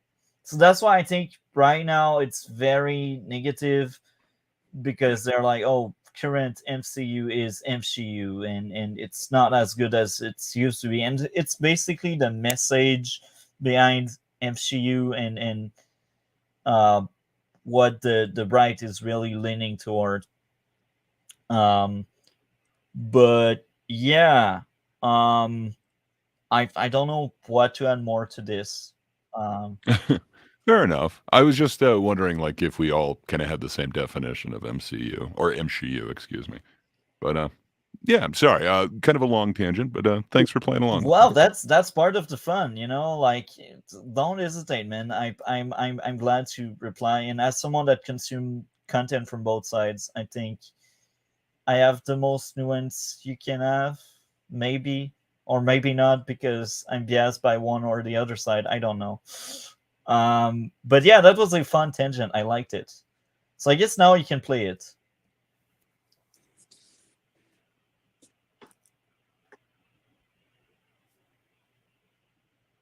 Keep it there a sec.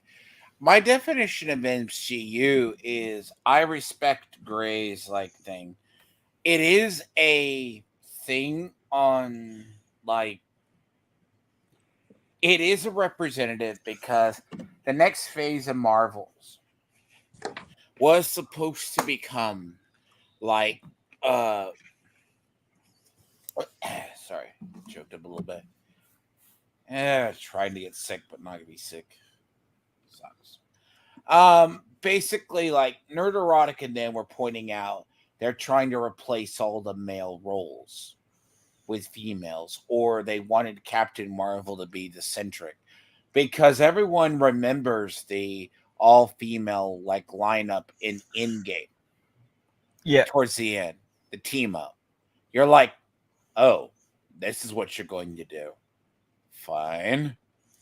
But the community didn't want it. And you started seeing the subversion there. It slowly worked its way into the comics because it's not like the only reason you see Riri Williams in an Iron Man suit is because Tony Stark was perceived dead. People don't understand that. And I was wrong. I just looked it up. Apparently, it's back on Ironheart. I had heard that it was canceled, but now it's TBA. So She was in freaking Wakanda Forever, that godly awful movie yeah. I will never Well, that's why rewatch. Well, I'd that's heard that they were moving it up, and then I so. hadn't The seen it thing for a while. about Riri Williams is she was roughly reintroduced to Marvel around the time they brought Miles Morales back to the 616 universe. Dane tried to say I was wrong within like a year.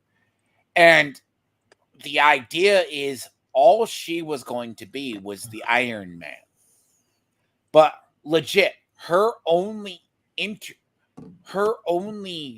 of her is she's in one or two comics as a side character. Then she becomes Iron Man. She's just a accomplished person. Then other writers have worn her like a skin suit. Now, by the way, heads up, you will find out Marvel sticks, even hates its own comic fans because they destroyed the story. Like, they straight stick every black character has to go to Wakanda at some point. And Wakanda's not a good place. I guess it depends if you're Wakandan. But yeah, on that, like I forgot. Like also, there's sort of a female Black Panther. There's sort of a female Loki. There's sort of a female crap. There was one other one that I just thought of. But it's kind of that combination that I thought people were calling the MCU. I'm sure there are some people who are, saying anything like boo women. I don't like that. And I'm sure there are people who, completely look at it very, I don't know, nicely. But I can't think the average person is thinking like boo women. I think it's more just this direction where you're seeing like all these, classical characters that still have a lot of different storylines out there being shifted over. To me, that's what I'm hearing is MCU. But I could totally be wrong on that. So, and I will say too, as well, there was the female Black Panther storyline in the comics. Yeah, and it's not that those don't exist. It's just you've got so many other ones that are considered more like classic ones. Chikala still was Black Panther with the power of the heart fruit and the power of Bast. He just retired being Black Panther for a little while. Then decided, and she was the technological Black Panther, like Batman was, kind of thing, with advanced technology. So, and that was not considered a very well liked run when it came to Marvel at the time. The other one is, let's say you go female Thor, Thor Unworthy. See, every so often when you want to depower Thor in the comics, you just say he's unworthy and his hammer leaves him because of the enchantment kind of thing. It's on it. And they did this, and they gave Jane Foster, who was dying of cancer, the hammer for a little while. Now, it started off as a weird run, but it actually ended up in her becoming Valkyrie, which has been more accepted. You see my point, right? Disney's had all these storylines they could have worked with, but they choose the route that is female centric, like with She-Hulk, or like they put these stars for. She-Hulk's more comedical, but you have the narrative, the men are stupid kind of thing. Yeah, but it doesn't sell to the fans. So that's why it gets called MCU, in my opinion. Well, it doesn't sell to fans. That's what people are saying, but like we don't have receipt for everything, but we do for the Marvel at least because it bombed, but we cannot say like Shield. We don't know the numbers of Shield. It got canceled, but maybe it got canceled because of bad reviews, or maybe What? it got First canceled Captain because Marvel. they do First cuts. Captain Marvel did not have impressive numbers because the It did charm a of billion. the It did a billion. yeah, that was just A fluke. there were I also know. a lot of empty theaters too. So take that. It was a They grift. so think of the idea like, but then someone's go, what about Black Widow? Okay, here's the thing about Black Widow. Black Widow has always been on the Avengers team in one fashion or another. She's a female Avenger. She is respected for it because she has her place there. Some will go, oh, but she was sexualized. She's actually on her own. Yeah, like people didn't hate the Black Widow movie. They just felt like it was 10 years too late. Yeah. Like, Well, if you ask the anti-woke crowd, they use that as ammo and they loaded their gun with it. But if you ask normal people, you're right.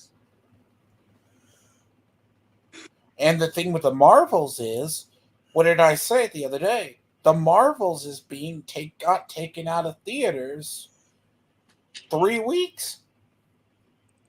Yeah, And that's like, that's and people were hilarious. like, Marvel's like saying, and then all the narrative came in that it's failing because of the men and the marketing.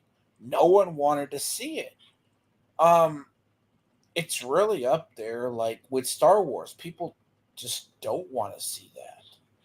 So Nobody liked Ray. that's okay. Well, maybe you have these exception out there, like I'm a few sorry, people. Raylo fans, sir. Don't disrespect them. Yeah, But Cole likes Ray. Remember? Okay, so you can play D Lord. We need to play. Yes, I know. this. Sparkle, you're funny. She's teasing us, I hope so.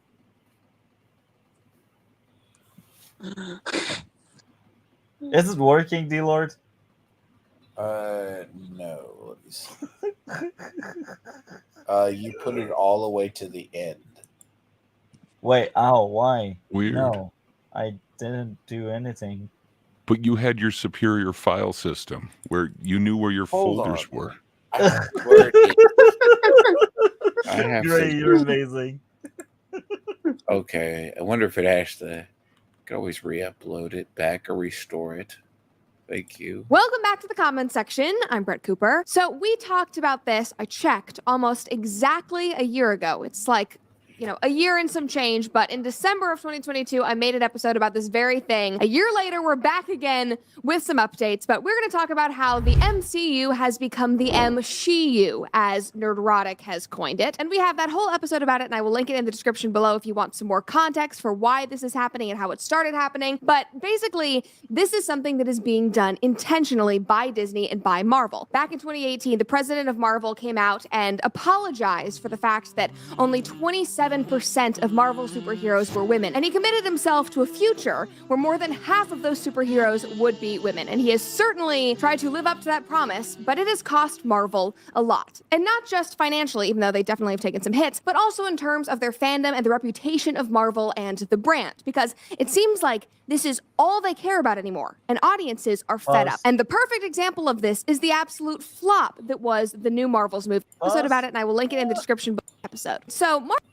Bruh, your superior system is not that great. I lost my train of thought. But I'm wondering if any of you would like to add more to what was said. Yeah, I mean, I think I'm the perfect example because, I mean, I didn't even like a lot of the MCU even before this MCU started happening. Plus, my least favorite MCU film isn't even women related. But yeah. Which one is your least favorite MCU? Spider-Man No Way Home. Interesting. I think that has to be the worst superhero movie of all time. Like, forget Batman and Robin, forget Superman 4 Quest for Peace. Those films at least had some bit of logic and actually had some care actually put into it. Spider-Man No Way Home clearly did not. Yeah, it's like top 5 worst. It's like one of my worst movies I've ever seen. The others being like Zootopia and others. But yeah, now let's go back. I'm blanking. Which one did No Way Home have? That wasn't the multiple Spider-Man one, was Yeah, it? that was was? multiple. And that was really, you're seeing that as the worst. That's one of ever? the most popular as well. Yeah, I was like, I think that's like one of the only. That's the now only. I'm forgetting his name. Tom Holland ones that I. That's actually one of the kind of only liked. movies that actually made money in this phase, and it was done by Sony. Yeah, Yeah. but I Well, just wait for Madam Web. Oh, jeez. So just because Madam Web has the same writers as Morbius doesn't mean it's going to be bad. Okay, I mean, I was going to say, like, have you thought of Morbius? Like, do you consider that a tier above No Way Home? Yeah, I do consider Morbius a lot better. Wow. No. Wait, I mean, it is what? Morbin time. I can't wait to cover these two on the other podcast. That will be hilarious. No. Be You we put will just Morbius blame- over No Way Home. We will just flame. But yeah, like He did say, God, that's horrible. Like I was saying, I feel like even before the MCU, characters like Black Widow and Scarlet Witch were always a little more how do I say, weren't like as developed as, say, the male counterparts like Captain America or Iron Man. Like, I think a perfect example was Civil War, where they try to develop Scarlet Witch's character, but I think it just ends up failing when you realize the whole plot of the movie literally makes no sense, at least with the whole conflict, how it begins, and it's because it doesn't make sense. It did, bro. You just misunderstood the movie. I'm sorry, but it made sense. It's like she's not a mutant or inhuman. You could technically This was the weird line I had with some of the characters. You introduce Quicksilver, and Quicksilver's not a mutant, but in the Fox movies, like when they did like Days of Future Past, you could see what Quicksilver could do, right? Yeah. In the lore, they're kind of brother and sister. They have said that she is not officially a mutant. She's was created by the what's the guy's name? Baron Wolfgang Strucker? No, High Evolutionary. Oh, High Evolutionary. So Magneto just raised her, which fine, but the movie introduces them as metahumans. if that makes sense. Yeah. So I can understand that. Black Widow is always seen as a female lead, and she's like a secret agent that works with S.H.I.E.L.D. You could actually make the same argument. They don't use Hawkeye's character good either, but he has some to They do. don't, and I think a lot of the complaint of the Hawkeye's daughter was like, finally we're getting a Hawkeye series. Oh wait, no, it's really like a bait and switch. You're learning. Now I can't even remember her name, Kate something. Katie. But yeah. So I don't know. I think that was also the criticism with that one. It wasn't like Jeremy Renner sucks. It was like, wait, we wanted Jeremy Renner, we wanted Scarlett Johansson, but instead we got what we got. Yeah. So to go back to like what Brett has been saying so far, I agree with a lot, but I can clearly see a bright leaning opinion. Like she's saying, like people are just not having it, and like it's the way she framed it, like nobody wants that, and it's something that is really like recurring in that sphere. And I won't say it's a lie, but that's like a very common narrative, and what is kind of sad, I will say, is they are right on that, I think. But even if they were wrong, they would still push that idea there to say they won or whatever. Anyhow, I guess we can play the video because I really Actually, even lost though they my train definitely of have taken thought. some hits, but also in terms of their fandom and the reputation of Marvel and the brand, because it seems like this is all they care about anymore, and audiences are fed up. And the perfect example of this is the absolute flop that was the new Marvels movie, which just came out this month, and we're going to talk about that today. Before we do, though, make sure that you like this video, subscribe to this channel if you've not already, and ring that notification bell so that you never miss a comment Pause. section or off. So I'm thinking a lot about like the Marvels and how you frame it from a right leaning perspective is like, oh, it's a win for us because that movie bombed and we were right. And on the left leaning side is it's a win because we had women on the forefront. But if you really look at numbers and you're like one of these investor, you're like, oh, this sucks. Like we lost money there. So they kind of got the win there, the right leaning people. So anyone has thought on that, on what I just said? Agree or divorce? So let me just push back a little bit because I'm familiar with the comics, right? At least up until certain period, and I just check in and out of it if there's an interesting storyline. So when they did the Captain Marvel movie, it prolonged her book a little while. But there is a narrative inside DC and Marvel on female-led books. So, question, why would you guys think Harley Quinn is only now featured in miniseries? In Marvel Comics, in DC Comics, sorry. I guess it's because she's not as big as Joker, or she's not as big as I don't know, Catwoman or Wonder Woman. That's my guess. I mean, Anyone would like to add more? Oh, DC, go ahead. yeah, I was gonna say it's probably because she actually had development as a character that fans actually enjoy, like her transition from being Joker's partner to being her own solo film, a solo villain, to then, of course, anti-hero as she joined the Suicide Squad. I thought it was something like that. Gray, the normie, you want to try to take a shot? No, I'm good. Okay, so she originally came from the comic show They did Batman and Robin, or the animated series, right? Animated series. It was Yeah, and then she basically was successful. Now, they've tried her in her own books to go 8 months. They don't sell well.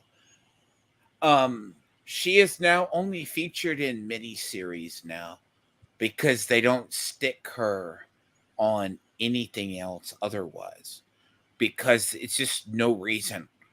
They don't believe sales are strong enough to go beyond 3s, maybe 4. Because now Captain Marvel is a prime example. You think, okay, MCU film or DC film. What can I go read the comics? They gave a temporary boost to Captain Marvel, but it still resulted in Captain Marvel at the end, which put her on the shelf for a while and had her replaced with Monica Rambeau. A lot of people don't know this, but this is the actual stuff. If you look at the comics, you can look up how the comics sell. Do you remember in the Ant-Man films with Wasp? Wasp, Yeah. prior to when they were going to introduce her into MCU, had a solo book, or a book she was. Issue 1 sold decently. The rest of the issues fell off, and it was canceled within 5 issues. Wow, that got canceled fast. 5 or 6. So they were going to relaunch one, right? Because they're like, what is it? People remember, like, oh, we all loved the Wasp. Everyone was, but no one would buy the comics. So it's kind of like, you say these characters are popular, but Marvel actually paid for these books. Like, does that make sense? Yes, Yeah. it does. So this is a little context to the outside of it. And because what you have to remember is what Twitter normies like. They'll buy 1 issue, but they will not buy any beyond. They might buy 1 or 2. It's like I've asked a certain creator who loves Pride Month. So did you go buy the issue? Oh no, it's sold out. I go, why can't I find all the variants in my area? And he has never responded back, and he blocked me. You got skills. It's already been established. You have skills that are better But than other his people. narrative was it sold out. And I asked my local comic book shop, and several of them, and they still had copies of it and the variants. Wow. So what's the narrative? Yeah. That's unique. Anyhow, are we adding more, or we are playing right good. now? Yeah. Okay.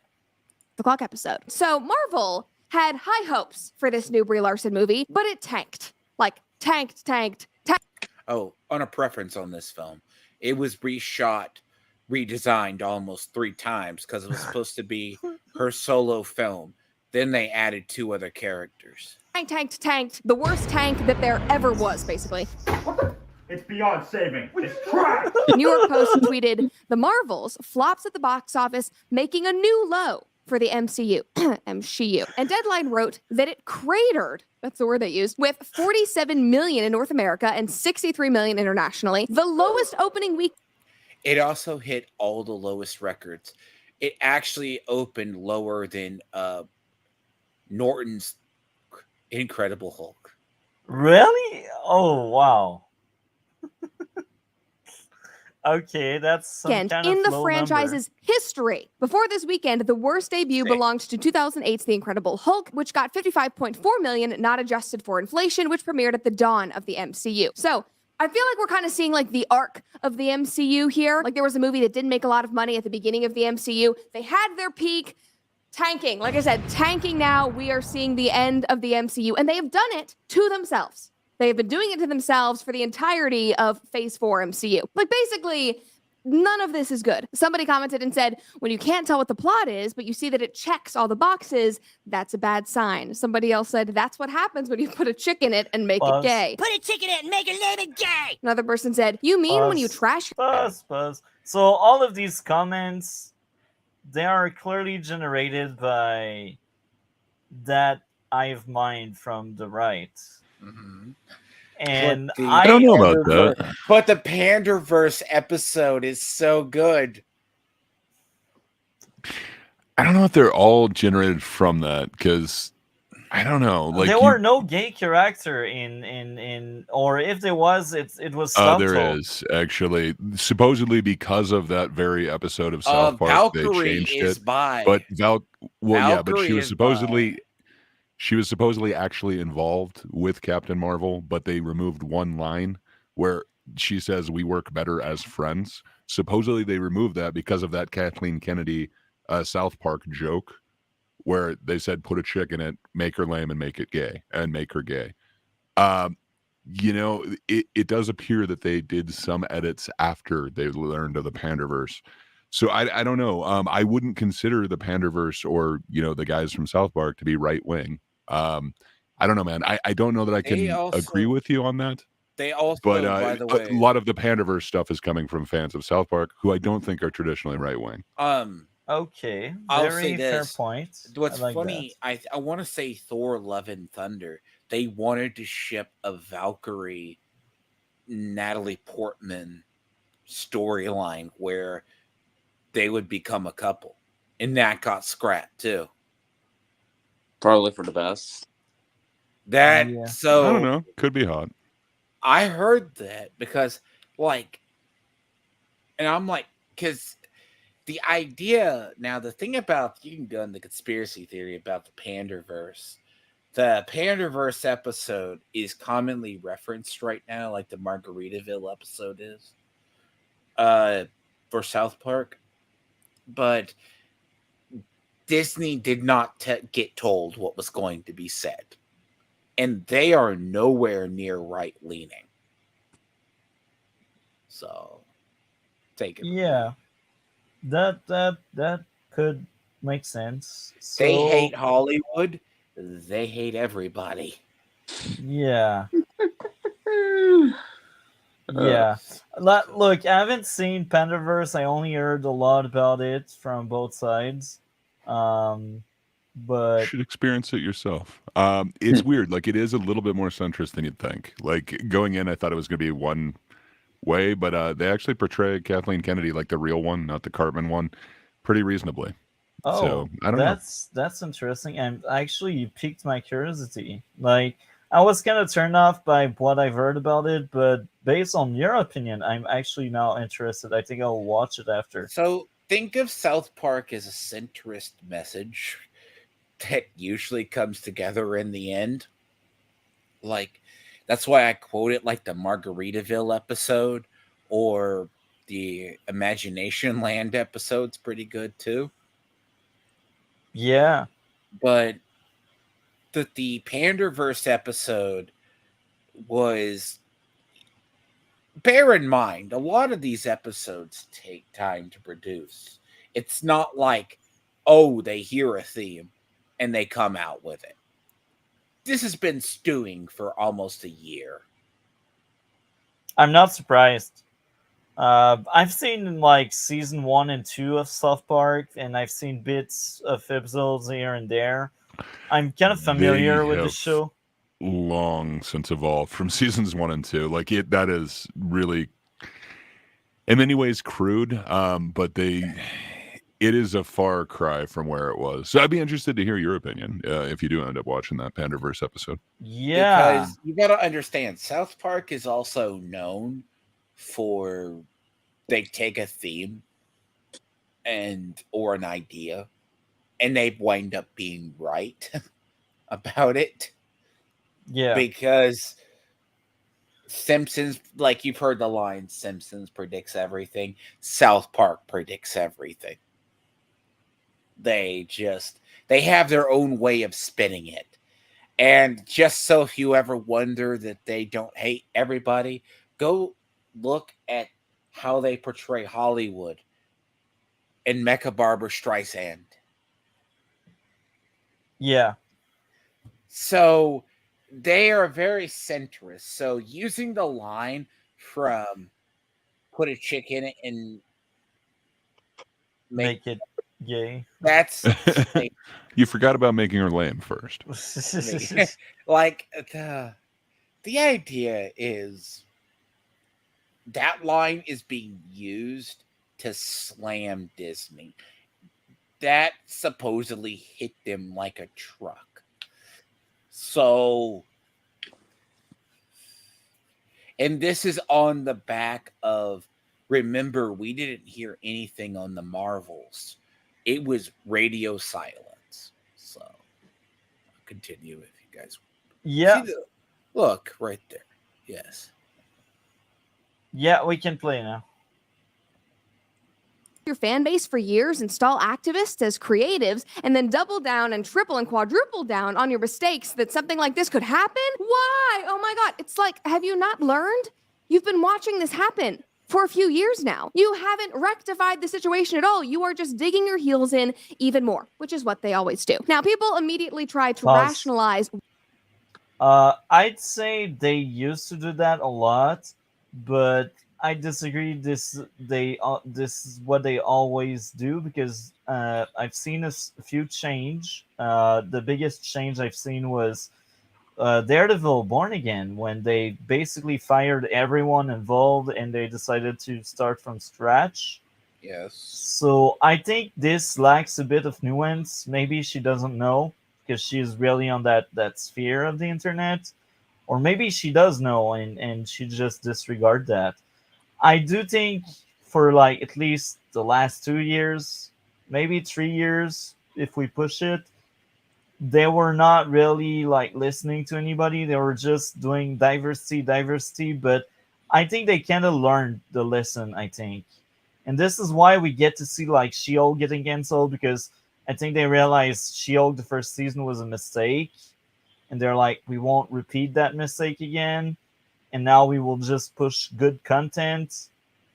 So yeah, I think this is the lack of nuance the right may have. So let me touch on that a little bit. Now, the thing about it is, right? So you remember when David Zaslav took over WB? Yeah. So He can't fold things because he was like, oh, we will save some money. basically, he needed to save money because Batwoman project, which was supposedly awful, got canceled and nuked out of existence. And everyone's Legends like, of really? Tomorrow, Batgirl. Yep. Not just that, was all nuked. Because apparently it wasn't getting very good reception. And that should bring up something, right? Like, if that's the case, sure. So the idea is they had one of my gripes about Black Panther 2 or Wakanda Forever was, are you familiar with the show Spartacus? Nope. Well, I should recommend you guys watch that. It's very good. You would actually enjoy it. The main actor developed prostate cancer. It's an amazing show. And the and documentary on him is just like amazing too. They originally, so they put the section of that on hiatus, and then they went with what is it, Gods of the Arena, basically, or like the prequel story. And then they replaced the actor. They didn't replace Chadman Boswick. They just go, we're going to go forward with Shuri, who's the best at everything, just like Kate Bishop. Does that make sense? We lost Multi. It does make sense. It does feel like it's a bit unearned, but yeah, maybe keep going a little bit on the video. Yeah. MCU. Like basically, None of this is good. Somebody commented and said, when you can't tell what the plot is, but you see that it checks all the boxes, that's a bad sign. Somebody else said, that's what happens when you put a chick in it and make it gay. Put a chick in it and make it name it gay. Another person said, you mean when you trash your fan base for years, install activists as Star Wars. Do you remember the Star Wars where the whole fandom menace started? Yeah. They went after their fan base because they didn't like the source material. Wow. I mean, shouldn't be surprised because it's Disney. But yeah. Disney is the one that attacked their fans, and that's how they created the fandom menace. And they also gave ammo to the Fandom Menace by attacking the fans. Anyhow, except if you guys would like to add more, I guess we can play.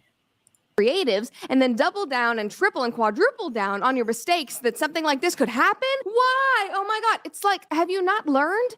You've been watching this happen for a few years now. You haven't rectified the situation at all. You are just digging your heels in even more, which is what they always do. Now, people immediately try to rationalize why this happened, and the excuses were just amazing. So we have to talk about these. Now, author Stephen King decided to jump in first, and he made it about misogyny, of course, and he tweeted and said, some of the rejection of the Marvels may be adolescent fanboy hate. You know, yuck, girls.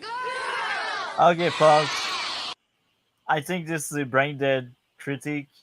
Which just sucks because like so many cool things have come from that dude's mind. Like, how come his opinions are so warped? His opinions are so warped. He reminds me of the guy. I'm gonna blank it. It's the guy who was reading Rainbow and Geordie LaForge. Like I had Mr. LeVar Burton. LeVar Burton, yes. And then Patrick Stewart is also a progressive bit too. Like half the TNG cast is all progressive or liberal. And it's just, you have to remember them for who they were before they became activists. But Stephen King has not recovered from his TDS, and he's been broken ever since. So the idea of TDS is a thing and actually broke people's brain. Yeah, but he had whacked opinions before Trump was even a thing. Like, I don't know, man. Like, I understand what you're saying, but it goes back further than that. Like, he actually had a really major car wreck and had major head injuries. But his weird takes predated that. So I don't know if you could, put it to one specific thing. If you remember, he used to be an alcoholic, and then like the most, random, I don't know what you'd call it. Scenes just kind of get added to some of his books at some point. Like he's always had weird things that just get the not safe for work scene in It. It's only in the book. He's got a few of those, and it's a couple from that era of. No one brings those up though. So anyhow, I thought that was a stupid take. Like as a witness of that, we were 5 or 6 talking about the Marvels when it came out, and I was the most positive one, and I didn't. But I'm pretty sure your critique of it was ew women, right? Like it was gross. Sure, if you want to parody it, sure. That was it, man. So anyhow, go back and watch Red Bull Pod. I can't remember which number, but whatever the number we had with the Marvels, and like you will see that nobody on the panel was like F woman. Like that was just a bad movie, and it's coming from me that I liked it. That's a bad movie I liked. So, I want you to know. Now, I know Gray probably knows this. I'm going to ask both of you. What movie does this come from? Nia da Costa. What movie does this come? DC, do you want to take a stab? I see nothing. Don't see it. I don't see anything. I mean, technically it's not a movie, right? Wasn't this the show? No, this is a movie. Those aren't the actors from the... Is that the movie? Yes. Okay. That one kid doesn't look the same. Little Rascals. I know the... Little Rascals. I will go further in my defense for the Marvels. I would rather rewatch the Marvels than any of the Godfather movies. Yeah, now you're just crazy. No, like You're gonna make us- no, not at all. You're actually gonna have to make me watch the 2016 Ghostbusters for the first time, and I've never wanted to watch that. You are horrible, and get me PTSD. But I'm I don't think we honest, can like, mock anyone's takes if Multi is saying literally the Marvels is preferable to watch over The Godfather for 1 and me, 2. bro. Like I said it. I didn't like these Even movies. then, I mean, that would be like saying, I think anything that I can use as an analogy will be unfriendly to terms of service. So, all right, I'll move on. Like The Godfather. I think all of the three Godfather are better movies than the Marvels, but I then like the Marvels more. But there was no character development. I can't name a character or scenes. I don't No, care, it Miss was Marvel entertaining. learns how to jump rope, man. The double Dutch scene, that's character development. There is no traumatizing when the cats devour the people to get them off the space station. Okay. Sorry. I have the best take. Stop lying. Let's move on. And this is so ironic, guys, because immediately before tweeting this, he said, "Yeah, I'm not really a fan of Marvel and I wouldn't go see that movie anyway." And then he Pause. tweeted this. So earlier you asked what's a grifter. I think this guy comes to mind right now. Like, I don't care about Marvel, but I will still talk about it. I don't know that he's a grifter though. Like, I think he really believes it, but again, this is a dude who like used to do drugs and alcohol really heavily. He's had a couple of head injuries. I don't know that he's the one that we should go to. Like, oh, sage of old, please tell me what we should do as a society. He writes some really disturbing novels that are really amazing. It's an interesting I recommend place we find ourselves in. I recommend the series, the Dark Tower series. You should read that. So good. He is on another planet, I'm telling you. You can play now. Saying that it was fanboys that didn't want to go see chicks in a Marvel movie. Like, dude, look in the mirror. You just said you're not even a fan of Marvel. That you didn't. If you want to support girl power so bad, go see the damn movie. And everybody in his comments was like, yes, Steven, you didn't even go see it women anyway. so much, why Nobody don't you wants marry to go them? see it. Anyway, I digress. This quickly became the go-to, blaming it on misogyny. It failed because of men. The terrible men in the MCU fandom that obviously must hate women. One person tweeted, Pause. So, Pedophiles. like, I said it. Like, it's not misogyny that made that movie fail. It's like, I think like a very small faction of the failure may be related to like the pushback against woke, but that's a very small number in comparison of like all of the other reasons. Like, that's not a good movie. That's like a valid reason. And even if you try to go out of your way to defend this movie, you cannot say, "Oh, it's a masterpiece." I just don't see someone really believing it's a masterpiece. I can see someone. Well, you said it was more enjoyable than Godfather Part Yeah, 1 and 2, which both appear on like almost everyone's top 10 list. So Yeah, by default, you have called it a masterpiece. not sir. really. I said I don't know. it's a bad movie that I enjoyed, and I will repeat myself again. I know it's a bad movie, but I enjoyed it. It's the same like Godfather. I know it's a good movie. I did not enjoy that good movie. That's the big nuance. Like, but yeah, I think there's a lot of factors there. I also think the strike didn't help because they could not promote the movie as much as other movies, and other movies suffered from the strike. Like Dead Reckoning Part 1, a Tom Cruise movie that underperformed. I think it even bombed. I'm not quite sure about the bombing thing. Like, maybe someone should double check, but like Dead Reckoning was in theater and it didn't perform as good as they expected. And I think this goes back to the strike. So there's a lot of factors. People are also getting tired of seeing like the same formula. Like people didn't really necessarily like Captain Marvel 1, and they were like, oh, Brie is back. So there's so many factors than just like, oh, we hate women. No, we don't hate women. We just don't like bad movies. I did like bad movies, but majority of people don't like bad movies. Anyhow, anything else to be added before we play? No.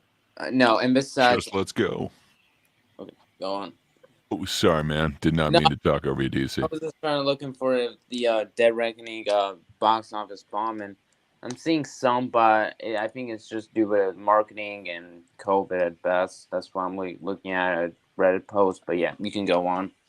Yeah. Yeah, I'm not really a fan of Marvel and I wouldn't go see that movie anyway. And then he tweeted this, saying that it was fanboys that didn't want to go see chicks in a Marvel movie. Like, dude, look in the mirror. You just said you're not even a fan of Marvel, that you didn't. If you want to support girl power so bad, go see the damn movie. And everybody in his comments was like, yes, Steven, you didn't even go see it anyway. Nobody wants to go see it. Anyway, I digress. This quickly became the go-to, blaming it on misogyny. It failed because of men, the terrible men in the MCU fandom that obviously must hate women. One person tweeted and said, it's really interesting to me that it's all the men who are very actively hating on the Marvels. The movie isn't perfect, read my review for my thoughts, but it doesn't deserve the hate that many men are giving it. And somebody replied to her and said, 100%, it's a lot of fun. Don't go in expecting Endgame, but it definitely is better than most of what Marvel has put out lately. It is mostly men complaining. In the movie, not once said girl power. There was no agenda. They just existed and kicked ass. There was no agenda. My ass. Okay, be quiet. This is where you Pause. zip it. All right, the adult Pause. is talking. The Disney Pause.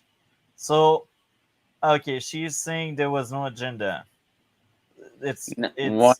like No Brett reaction was like, yeah, I think there's an agenda, but I will ask the panel, were you able to see an agenda in that movie, Gray? Yeah, very Yeah. easy. Very easy. Sorry, you go first, DC, please. I just went. I said I was able to see it. So What was the Yeah. agenda you had seen before we let Gray talk? I was able to see that they were just supporting, girl power and women better than men, even though they're technically there's no difference between men and women. Let's be brutally honest. So you can have a woman that's better than men. That doesn't change. That's the same meaning as a man is better than a woman. Let's be honest. So that's why. That's why, because I mean they had Captain Marvel, Miss Marvel, and Monica I don't know. how you say- Rambo. Rainbow. I don't know. Rambo. But you had 3 female main leads, and automatically you knew it was meant to be on the all women is better nonsense. But yeah, that was the thing. I was also so it wasn't really like anything. It was just that. But yeah, now Bray, which I did. Yeah. Before we ask Dre, Ray? I have a leading question Oh. to DC. So DC, I think I already know the answer, but I will still ask for the viewer mainly. Are you into like Nerdrotic, Drinker, and the others? Like, do you even know what I'm talking about right now? Fandom Menace and that kind of stuff. Are you into their content? Are you watching their content? No. And when you say drinker, are you talking like critical drinker? Yeah. Yeah, I'm not into his content. I mean, I do just occasionally, just search for him just because I just like seeing when he posts this Indiana Jones the Destiny video where it's like Indiana Jones destined to flop, and you just see Indiana Jones's like face, and he's like, no, like that's like you're- the only that's the only time. Go on. You're familiar with their content, but you don't actively like seek for them. You don't actively like subscribe and then follow each single piece of media they put out, right? Yeah, I try to ignore them. Okay, so the thought process you had behind the agenda is coming from you and not necessarily them. So this was most likely what I wanted to hint at. So now I will ask Dre, was there an agenda with that movie? I do see an agenda. I'm not sure that I see the same one that DC is talking about. I can definitely understand like where somebody would come to that opinion, or how you could come to that conclusion. But I think the agenda was more to push this by the wayside, like get rid of it, get it out of the theaters quick, and just kind of forget about it. We need to move on to the next thing. We need to get X-Men into the MCU. I think that's kind of the agenda that I got with this. From what I understand, they made the director cut it down at least 2 different times. She presented her cut of it. They said, no, you got to lop out 40 minutes. Then they made her cut it back down to, I think, 88 minutes even after that. So I don't know. It doesn't seem like they had a whole lot of pride in this one, or were backing it with like all of their huge teams. Even the marketing of this, they basically had a bunch of like cats in a cat adoption thing, but they hadn't really made it clear what the cats tie-in to the movie was. So it just seemed like odd advertising to a lot of people. Sell toys. And yeah, there were like 2 different types of like cat adoptions that they did as like an advertisement for this movie. And then from what all the rumors are going, apparently like that tacked on ending, the spoiler or whatever you want to call it, after credit scenes, post credit scene. Thank you. That's the actual term. That was not, it was an afterthought. It was actually a reshoot, and it was done very quickly to kind of tie in. From what I understand, they had another one that they were trying to tie in and then realized that's not going to work. Let's just go with the X-Men. So I don't know. It's interesting. I think there was an agenda afoot, but I don't know that it's necessarily like, powerful women. It's like these are characters that exist. I just see it as the agenda is get rid of this as quickly as possible. Okay, and I see both of your points to DC and Gray, and I will be honest here. I won't follow the trend. I won't like be exactly on the same page as any of you, even if I understand where you are both coming from. When it came to me, I didn't see any agenda, and I was just enjoying my time. Maybe if I dig deeper on a second watch, maybe I will realize stuff I didn't on my first watch. But usually when I see agenda, I see it on the first watch. And I will bring a recent example we covered on the podcast, but Cole would relate more than Gray and D Lord and DC because only Cole and I had seen it. I will actually add more context so all of you understand. So we covered Cloak and Dagger. So the first season was bad. The second season was worst. And that season did indeed push some kind of agenda, and it wasn't subtle at all. Like every single man in the second season was either a villain or a horrendous person. Like the only guy that was like a good guy, that was like the second lead, and even there he did some sketchy things in that season, and it wasn't always all good. So I could see the agenda, and Cloak and Dagger, that was my first time watching this show. So it's not on the second watch that I connected some dots. And as I said, I haven't watched like actively watched like these right-leaning people over more than a year now. Like I kind of made the disconnect like around November last year, October last year. So I came into Cloak and Dagger second season and I could see some kind of agenda there. So when it came to the Marvels, I haven't seen any agenda. Uh, so yeah, that's just my experience. What about you, D Lord? Was there any agenda on that movie, D Lord? I will probably shock people, but I will probably say that there is a difference. Like I could see potentially a agenda there in a way, because I think that film was a victim of like rampant reshoots or constant script changes. Very much like I don't know if you two or Gray might be familiar with the Dark Phoenix, which I've heard about it. That thing was reshot so many times, like, and then the final product that came out just didn't appear to be a good product. And you see the evidence, like the Marvels was probably really a cursed project. They should have probably canned because, Yeah. to be fair, Brie Larson had been almost taken out of everything of stuff. Like she's supposed to be in the High Republic series, like Dave Filoni. But as we know, that series is not. They have not seen heads or tails of that series. So Yeah. take it for what it's worth. I think it had an agenda. I think it was trying to be that vision of what they wished it to be. And it just didn't turn out so well. So, Yeah. Okay, so most of the panel agree on that except me. So that's interesting. That goes back to I'm glad we are not an echo chamber. Anyhow, I guess you can. reminder of the line. Now, I will say the line they used in the trailer, it's really devious marketing. I don't know if I buy the Beastie Boys song that I'll make you smile as a joke to Brie Larson because they say Brie Larson can't be emotional. Yeah. Yeah.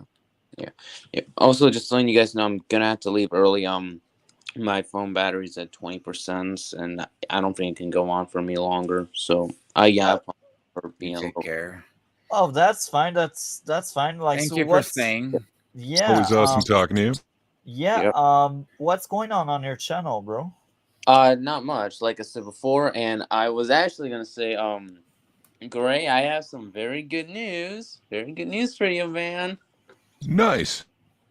That is, you've been officially confirmed to show up in my show. Ready? Okay. I like when I get booked. Yep. I already cast your character, so you don't have to worry about it. You're gonna probably find out when I reveal it. But yeah, just know I'm gonna give you one hint. It's a Marvel character, completely Marvel, but it's also a hybrid of two Marvel characters. That should be enough hints for you, buddy. Okay.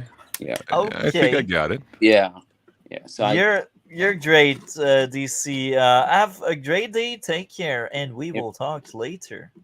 bye. Guessing Mr. Incredible and the Human Torch. Incredible Torch. Incredible Torch. I like that one.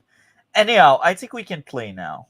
Blog called Inside the Magic also jumped on this, and they wrote, female superheroes are typically placed under much closer scrutiny than their male counterparts. The fandom's sexist treatment of Captain Marvel and Brie Larson, and now Kamala Khan and Imani Vellani, is the biggest proof of the fact. What's heartening, however, is that there's an equally voracious part of the... So, what are your thoughts on that statement? Starting with Gray. I don't know. I'm not sure. Sorry, I didn't think the bird was going to scream right as I unmuted. I don't necessarily know that it was sexist treatment of even Brie Larson. I think some people definitely were over the line, but I don't know. Like I criticized the Captain Marvel film mainly for the acting, and it's just like the way that the writing was propping up this person doing harm to essentially somebody who tried to hit on her, and that's it. Like somebody getting like a very horrible punishment for almost nothing. I don't know. I think that was like the main criticism, and then also like she wasn't emoting, but I guess she did think she was an alien. So I don't know. Perhaps her acting choices fit the character. Just the writing for me was not where it's at. But I have heard nothing but love for Kamala Khan, Imani Vellani. I've heard nothing but good things about her acting. Like everybody has said that she is the heart of this film. Yeah. Everything sucks about this except for Miss Marvel. I don't know. Maybe I'm missing it and I haven't seen the racist treatment of her. But I've heard nothing but praise for her. Just everybody's hating every other aspect of the film. But maybe I'm wrong. So, I will have a slightly different take. I can see where that person is coming from, and there's a bit of truth there.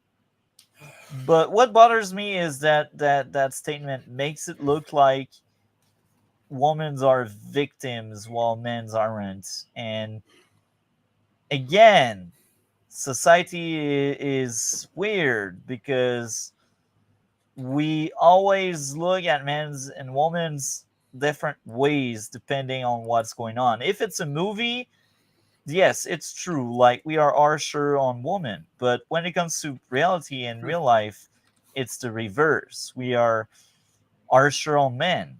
Uh, so maybe that's just my experience, but I can see where that person is coming from. But again, what I disagree with is it's based on sexism and that kind of stuff. This I disagree. Um, because let's be honest, this movie wasn't great. Like even if you take the characters apart, Even the if you movie. prefer to watch it over Godfather Part 1 and 2. Yeah, I said it like it's a bad movie I liked. Godfather is a good movie I disliked. All right, man. It's I guess I just don't understand. I guess I I like will good stand things, so behind it. it's odd. It's I will give another example. I thought Blue Beetle was a movie I enjoyed through the roof, but I don't think it's a good movie. And again, I would rather rewatch Blue Beetle over Godfather. I just like I said it many times. Godfather, the trilogy are good movies, but I just Not the didn't like trilogy. these three. The first two are good movies. But I just didn't enjoy it. Like I can see the value. I can see why people are into that. I'm not. And this is how it goes. And this is why I would rather rewatch the Marvels over the Godfather because at least I found enjoyment watching the Marvels. While the Godfather, there are moments like I think I would rewatch on playback like that scene where she breaks all of the dishes. That was a wonderful scene. My favorite scene in the trilogy. And you think I'm joking? I'm not. Anyhow, Kay had so many more powerful scenes. I agree that's a good scene, but wow. that's my favorite scene in the trilogy. I'm telling you. Yeah. So I think we are done with that comment. Except if the Lord would like to add more to this comment there, we see on screen. No, I will say, because if you take these characters by themselves, the current Captain Marvel has issues, and I will have to go into that on a comic stream to be more of a rant on certain characters. Kamala Khan is, for all the Kamala Khan fans, they go, "We love her." Buy her comics; she won't be killed off as much. But people don't get that, do they? There's a whole story to her. Like, she's been misused. So, yeah, we'll continue. But I will have to do this on a comic thing when we do ours eventually. Which, Friday sounds good for that. Should be sooner rather than Fandom later. willing to stand up to criticism for criticism's sake. I feel like that part of the fandom doesn't actually care about the MCU or the quality of the movies. They're just trying to stand up for these movies because Hence, I said the Twitter population that doesn't care or buy comics. there's chicks in them and because they're feminists. That's the only reason they're standing up for them. Now, another person responded to one of these man haters and said, women are the majority of the population. Then this should do record numbers. Let's see. Yes, keep that comment in mind. It will be very, very important soon. But anyway, fans were even calling bad reviews written by men on Rotten Tomatoes weird and disturbing. Literally, just men writing reviews about how they didn't really like the movie weird and disturbing. This guy said, Pause. You know, you will never act that way if that was a woman. Never. And this goes back to what I said about yes, in movies we view women a way, and in society we view men's another way. Because now we are very judgmental toward men's just because they have opinion. But you would never do the same if a woman had opinion. You would support that woman. You would say, go girl, be all powerful, like trash patriarchy and that kind of shit. Anything else to add? No. Okay. So yeah, I guess we can move on. Some negative reviews are just weird and carry a disturbing undertone. So let's read this and see what it's all about. This person wrote, a superhero movie clearly. Oh, let me add something. It's really quick on that. Mostly people who go see comic films are going to be men and Yeah. teens, boys.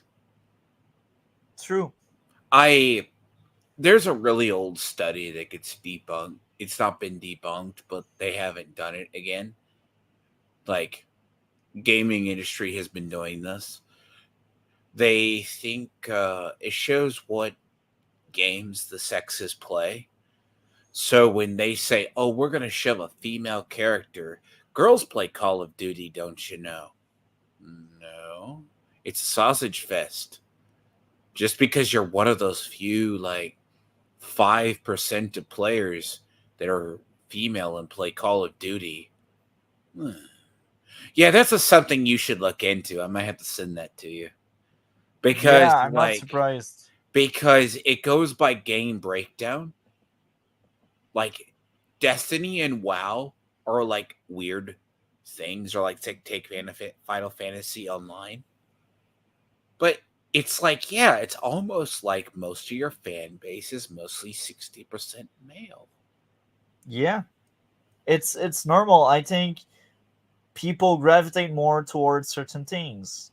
That's why romantic comedy, like, yes, there are men that watch that, but like the target main audience is women. Uh, Shows like Grey's Anatomy, like men are into that sometimes, but it's more a female audience that is It's seeking for Grey's yes, Anatomy. that was marketed towards there. You could say, maybe, I don't know if you ever saw the show ER in Canada. I didn't. You guys don't even have Clooney up there? Oh, Nope. it was but the show is like, some shows, like I think CW is like, you got to look at how it's marketed. But then it's, as I said before, I'm not saying female nerds don't exist. I just think people blow their proportions out. Yeah, And this I agree. there's a whole discussion we could have on, when you make a product, and it might be good for future, what is your targeted demo? Because this happens in all sorts of games, and it's been ruining gaming, movies. Think of it this way. If only 10 to 15% of people who use Twitter respond, that only represents 10% of the population. Should that become a norm? Yeah, and I will also say this, like, I had exes and some of them were into gaming and others were not. And even in that small portion of female gamers, uh both of them were not necessarily into the same kind of games as me. That's something you should really consider, is like, woman gamer, like, what do they like? They like The Sims, they like these virtual, Match 3 games. they like Minecraft, they like building stuff, they like the non-violent things. And of course there's that Call of Duty lobby where you will have one woman or two women playing and they will be like you said before. They're just But like the men. yeah, it's like a man playing Sim. It does exist. I like one of my coworker is into The Sims, but like isn't the minority, and it's okay. Like, it's okay as long as you're not judgmental, as long as you don't like Yeah. trash someone for liking something Well, else. I'm Anyhow, I think we can move on, except if guys would like to add more. good. By the way, a lot of these reviews, my favorite people are the men. Before we move on, I love the idea of the male feminist. they Yeah. judge other men like, yeah, but I want to be that way. But there's a whole theory to male feminism. They're some of the most abusive people. Yeah, because they some of them, I specify some of them many times, use that to charm the person, to have the person have their guard down. Yep. Made and produced by people who have never read a Marvel comic book but read Archie instead. It feels like it was made for teen girls and not for actual comic book fans. Ooh. How is that disturbing? That is a valid criticism. And honestly, Can I cue the writers? They either can't do the base level research, and like She-Hulk, right? As I said, feels like Ally McBeal met Sex in the City.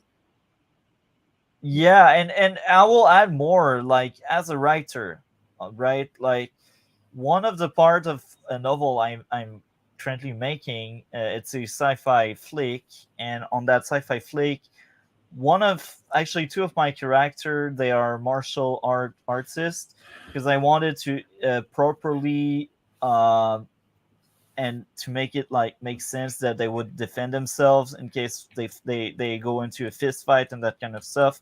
And as I was writing some of the martial art scenes on my book, I was watching different videos about that to make sure like it makes sense. I did basic research on the topic, and on the sequel of that novel that I plan on making, it will be very political driven, and I will do some research about true politics to make sure my sci-fi is not that far away from reality. I think it's something a lot of artists should do. If they have a court drama TV show, they should look at how court is done and how lawyer argue, and they should ask question to lawyer and that kind of stuff.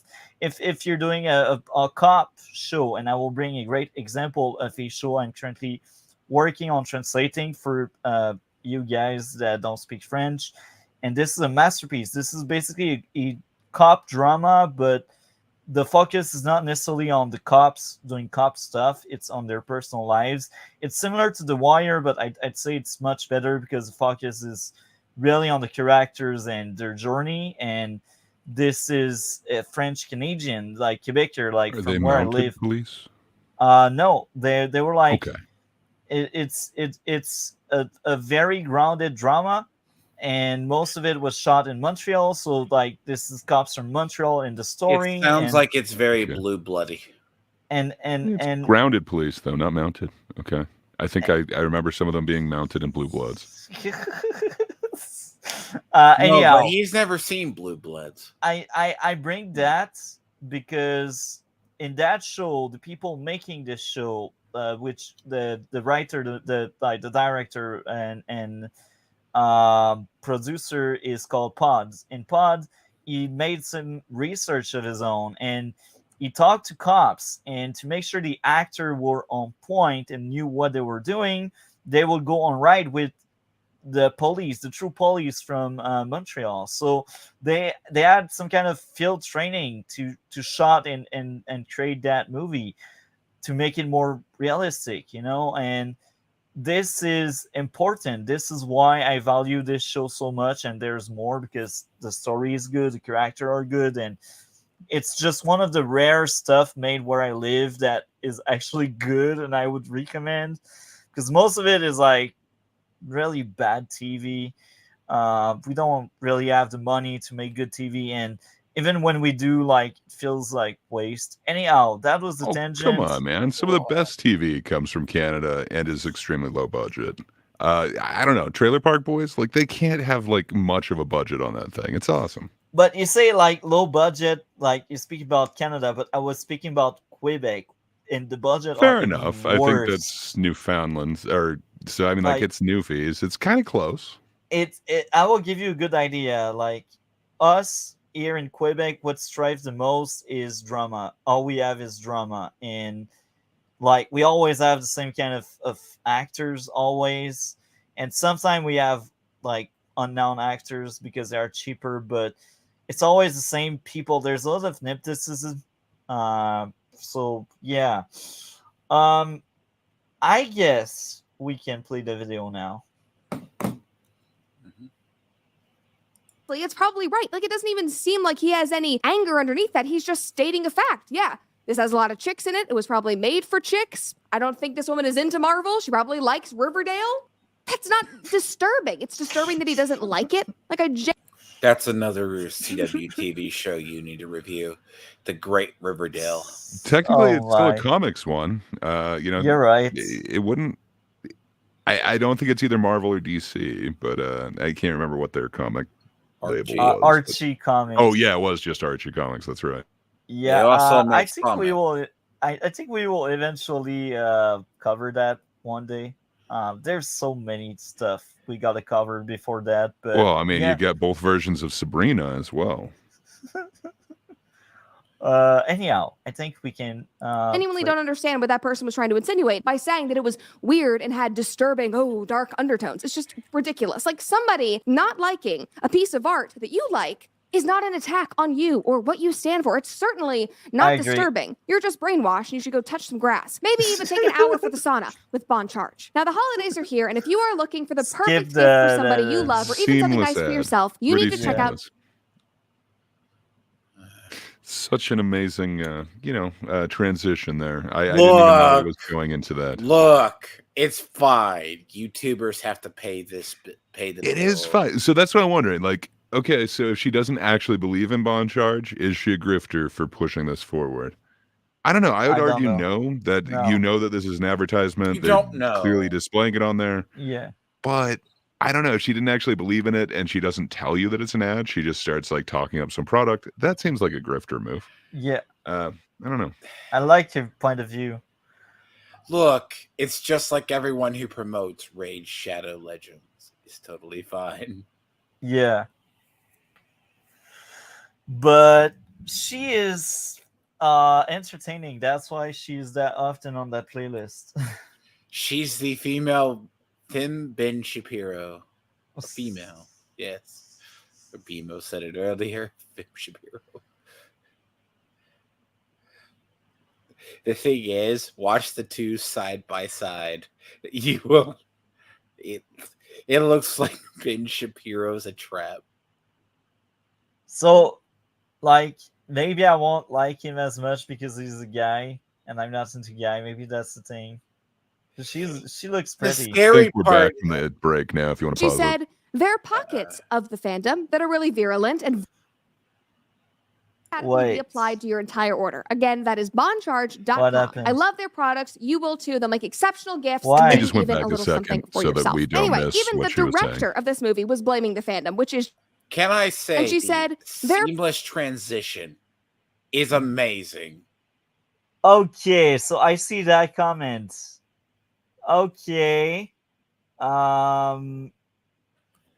So they do exist, right? But I feel like they always blame it all on them. And I don't consider myself any of these terms.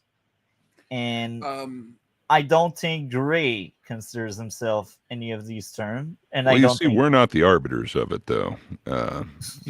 It's something that somebody else applies to you. Generally, most people don't apply these to themselves. They're kind of more attacks or strategic labels that others apply to you.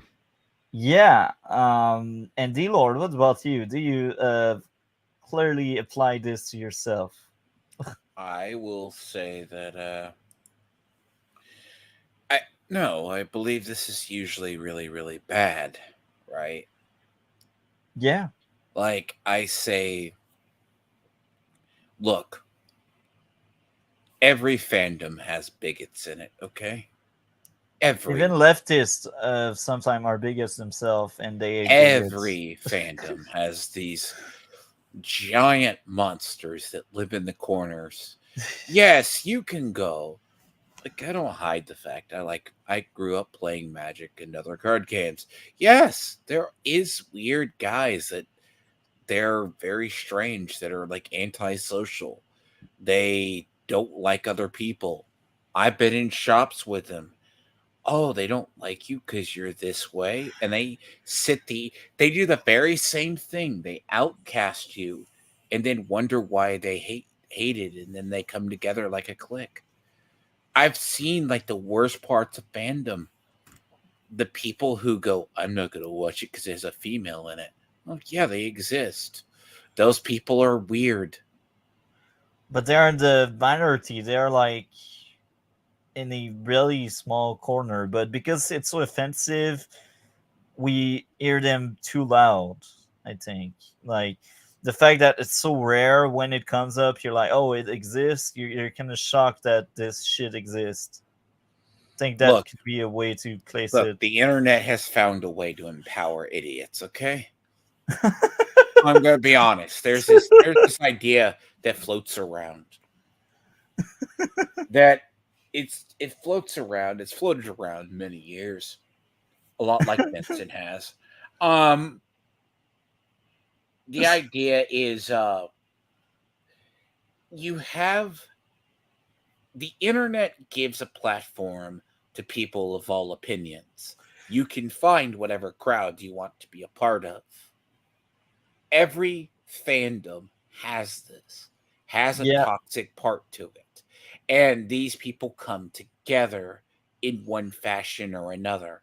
Like, I won't go and say Dane's channel should be shut down or Tony's channel. They have a right to be there. If you yeah, gravitate towards these people, good for you. good for you. Yeah. You found a home. But I will disagree with your opinions. But that's my point, right? Twitter has this weird way of before with the blue check marks. Like once in a blue moon, I would run into another Twitterite. Like a Twitterite who Yeah. actually sounds like they sound like on Twitter. I'm like, dude, do you actually exist? How do you conduct yourself IRL? But they don't go outside. I can live in an area. They go, oh, Biden's bad, like all this crap or whatever. And I'm like, but when I go out in public, I don't see Twitterites. Yeah. So that's my point, right? They congregate online. They can say what they want under anonymity. Get it? Yeah. It So makes sense. these type of fandoms can exist. And oh, by the way, let's not forget the Woman King marketing, where they entirely butcher the history and then they blamed it that you don't want to see a strong black woman. Yeah, that was BS. Yeah, Black Twitter, the people who are African American and such, slammed the film because they knew the history behind it. It was the Europeans who told him doing the slave trade. And he's like, I'm still going to continue this. There's a whole story to the death of the Amazons. And that was John Boyega's thing. So Yeah. these people do exist. Toxic fandoms do exist. You just got to acknowledge them. Every base has them. I agree. I cannot say more or less. That's amazing. I like the way you frame it. So I guess we can play. Pockets of the fandom that are really virulent and violent and racist and sexist and homophobic and all those awful things. Oh, let me also say the fact Disney used this to prevent hate on the show like they did for Obi-Wan. Obi-Wan was trash and it had nothing to No, do with I don't believe, I really don't believe for a minute that Disney did not get fake accounts to send her racist messages. I really don't. I really do believe that. And they're like, that's the auto narrative that comes out. Color me crazy a little bit. But the first thing they knew, if you're going to criticize, was it Mosley's actor? Yeah. Later. They told her, well, when you're going to take this role, expect racist Star Wars fans. And then they had Ewan McGregor, right? Do his video. And like, oh, we're not racist. And the average Star Wars fans like, show just is going to suck. And the show did suck. And it had nothing to do with Riva. Or actually, Riva was bad, but that wasn't the worst part of the show. No, you get stabbed repeatedly, especially as a youngling and an adult, and you walk away. Anyhow, I think we can play the video for now. And I choose the side of the light. That's the part of the fandom that I'm most attracted to. Virulent, violent, racist, sexist, homophobic. That is what she called the Marvel fandom. They hired a woman that hates their audience to produce a movie, to direct a movie. Like, Marvel at this rate is just so dumb. You're so dumb. Buzz. You are. So, I feel like it was meant to trigger, and it was meant to frame it on a way where she aided the people that are watching that. But I don't think that was really the intent behind what she was doing. I think what Nia DaCosta said, or whoever made that comment said, I think that person said that comment to basically say, oh, I'd rather like not being criticized than being criticized, you know? That person wasn't really like bashing people necessarily. She was most likely being like, yeah, there's no true critique of that piece of art I did. Like, I'd rather like put my head on under the sand and just pretend nothing wrong is with my art. That's the takeaway I get. It's not necessarily blaming, but like when you place it with other piece of evidence, we can maybe assume it's blaming the fans. I don't know. Am I getting lost in my messy train of thought, or you guys understand? No, I get where you're going with that. No, I think it made sense. It wasn't too messy or anything. Okay. I guess we can play now. Really dumb. For real. The decisions that they make are so dumb, they truly deserve all of this. I mean, they and this director, and I'm sure so many others, they just sit in their fancy Hollywood towers looking down their noses at all of us, and then they wonder why we don't show up to their movies, why the audience is just evaporating in front of their eyes and very angry about the movies that they're producing. And all of this is so ironic because they spent a week crying about these hateful fanboys and how bigoted and homophobic and sexist they all are, you know, reading the disturbing reviews from males on Rotten Tomatoes. And then this report came out. Survey shows women failed to turn out for the Marvels. It's just really, really incredible. Women were the ones that did not show up. So, despite all their best efforts, women, the ones who Marvel has been pandering to for the last 5 years or so with their Phase 4 MCU plan, didn't even want to go see this movie. Like, I could not have written that better myself. Here's the data from Deadline. These are the diagnostics on the Marvels. 65% male leaning with 45%. Yeah. What did I say? Yeah, that's accurate. And that was well reflected on my theater. We had like 4 women for like 8 guys, and I count myself among And the you 8 want to guys. see Blue Beetle, and Blue Beetle was catering entire, despite it being the good well, that modern version of Blue Beetle is actually a really good character. Jaime Reyes is very well liked, but that movie was really bad with him. Yeah. But that's so.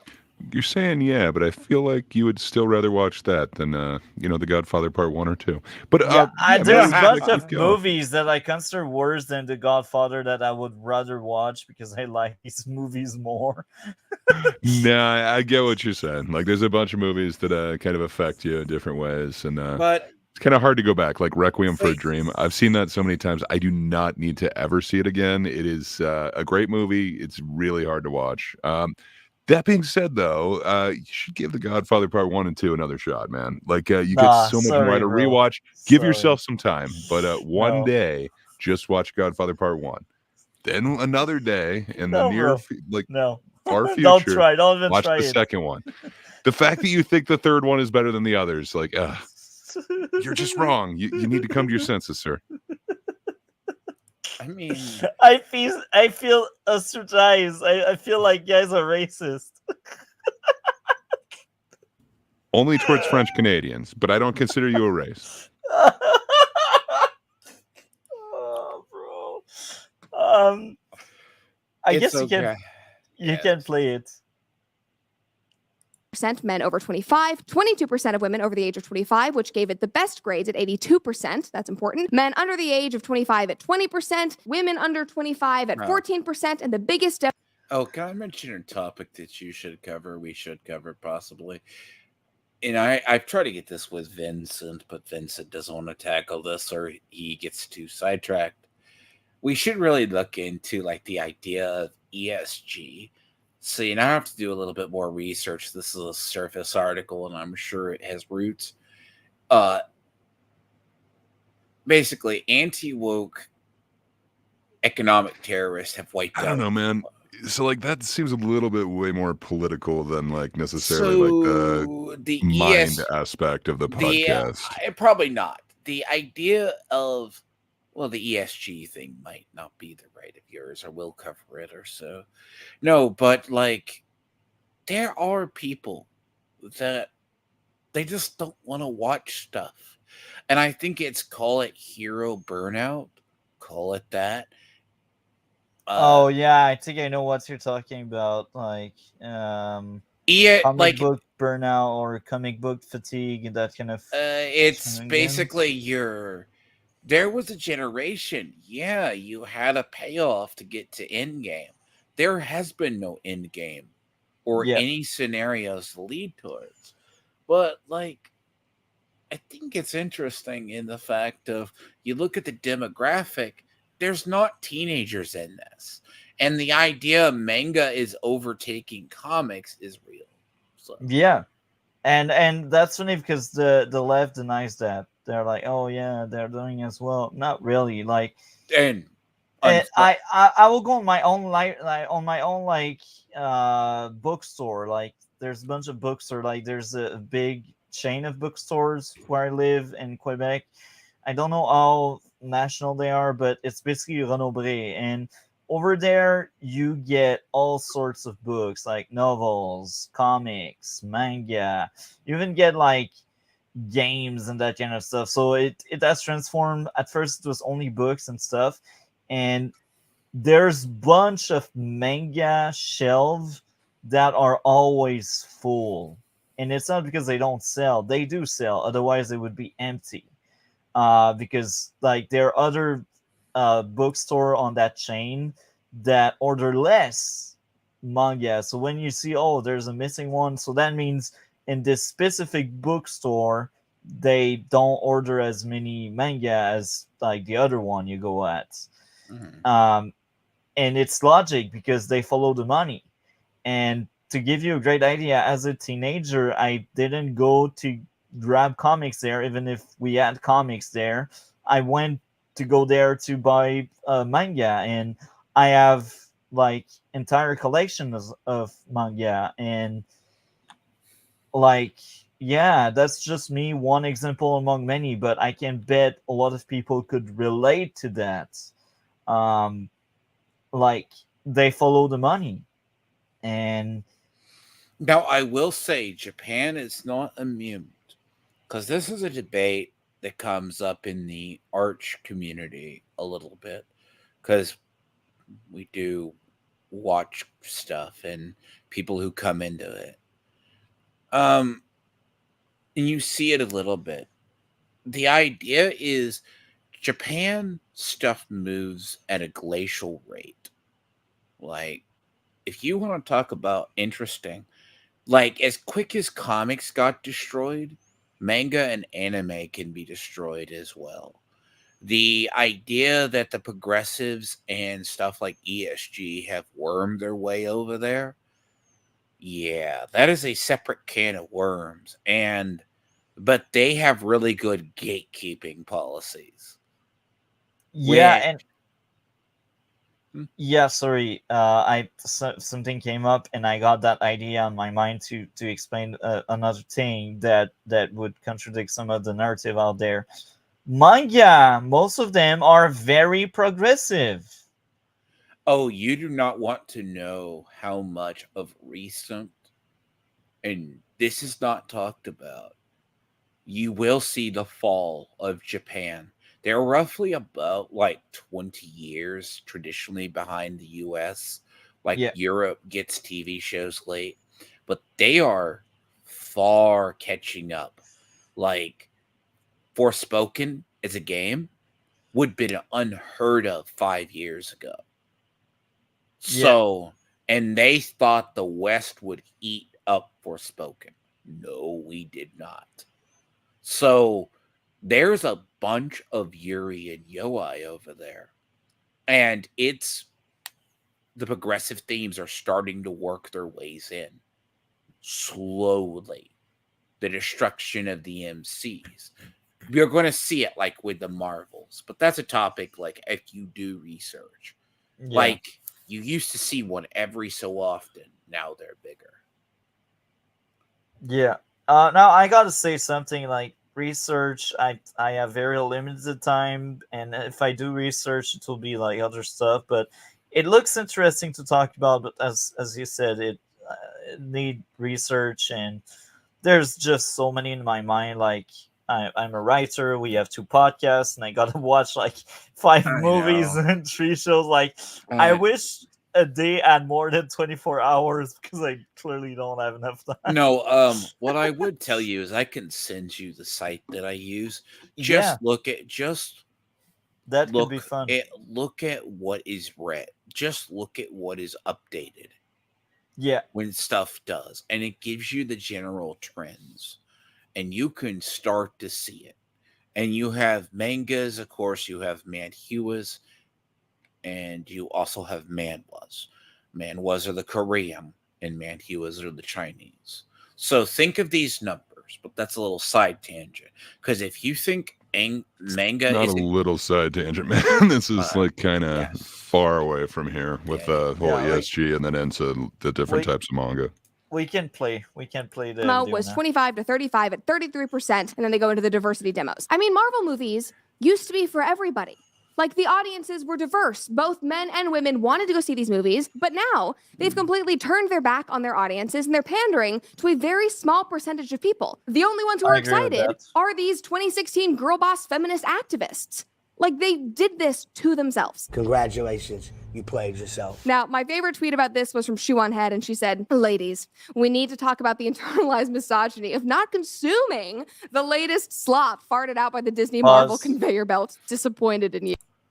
It has nothing to do with misogyny, but hey, just wait feminists till see you. misogyny everywhere and everything. Play. Yes, gals, we really must do better. I cannot believe that we let the first Marvel movie directed by a black female director flop. We did this because of our internalized misogyny. It's really, really unfortunate. And yes, people were obviously talking. What about the female catty nature that tears each other down that they never argue about? I'm a man, and I supported this movie. Like I remember, like So you're an ally then. I think Miss Sparkle was like, why did you like purchase a ticket even if you kind of had low expectation? I was like, I like to support everything. Like when I see a movie, most of the time, not all the time because I'm not billionaire, but most of the time I want to see that in theater. When I can, I do. And I don't care about who's the leading actor or actress. I don't give a crap about that. I will support most movies. There are exceptions, of course, like Aquaman, The Flash, because there are 2 actors, Tracy Miller and a third that I truly hate. That's why I will never support these 2 movies. But yeah, that's what I wanted to say. Talking about the I'm more- director's yeah. race and her gender and using that as another excuse for why this movie should be celebrated. An excuse that has nothing to do with the quality of the movie. It's purely just based on Hey, you want to talk about how bad pacing was in The Godfather, yet you watch the Marvels. Well, it does suck because, like, I It don't know was that too that's the fast for me director's to be fault. bored. Like, I think that's the thing. They cut out everything to make it, like, literally as short as possible while still getting it considered, like, a film.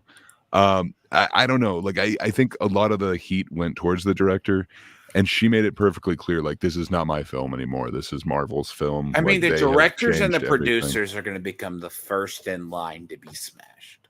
Yeah. It Always. I think if she's getting a lot of crap for this, like, that is unfair. We're missing, like, a good third of the movie that she actually turned in. I would hate to miss, like, a third of any project that I make and then somebody judge me on that. Yeah. I think you can definitely judge Marvel for that. That's their choice and their cut of it, apparently. Yeah, I like your take.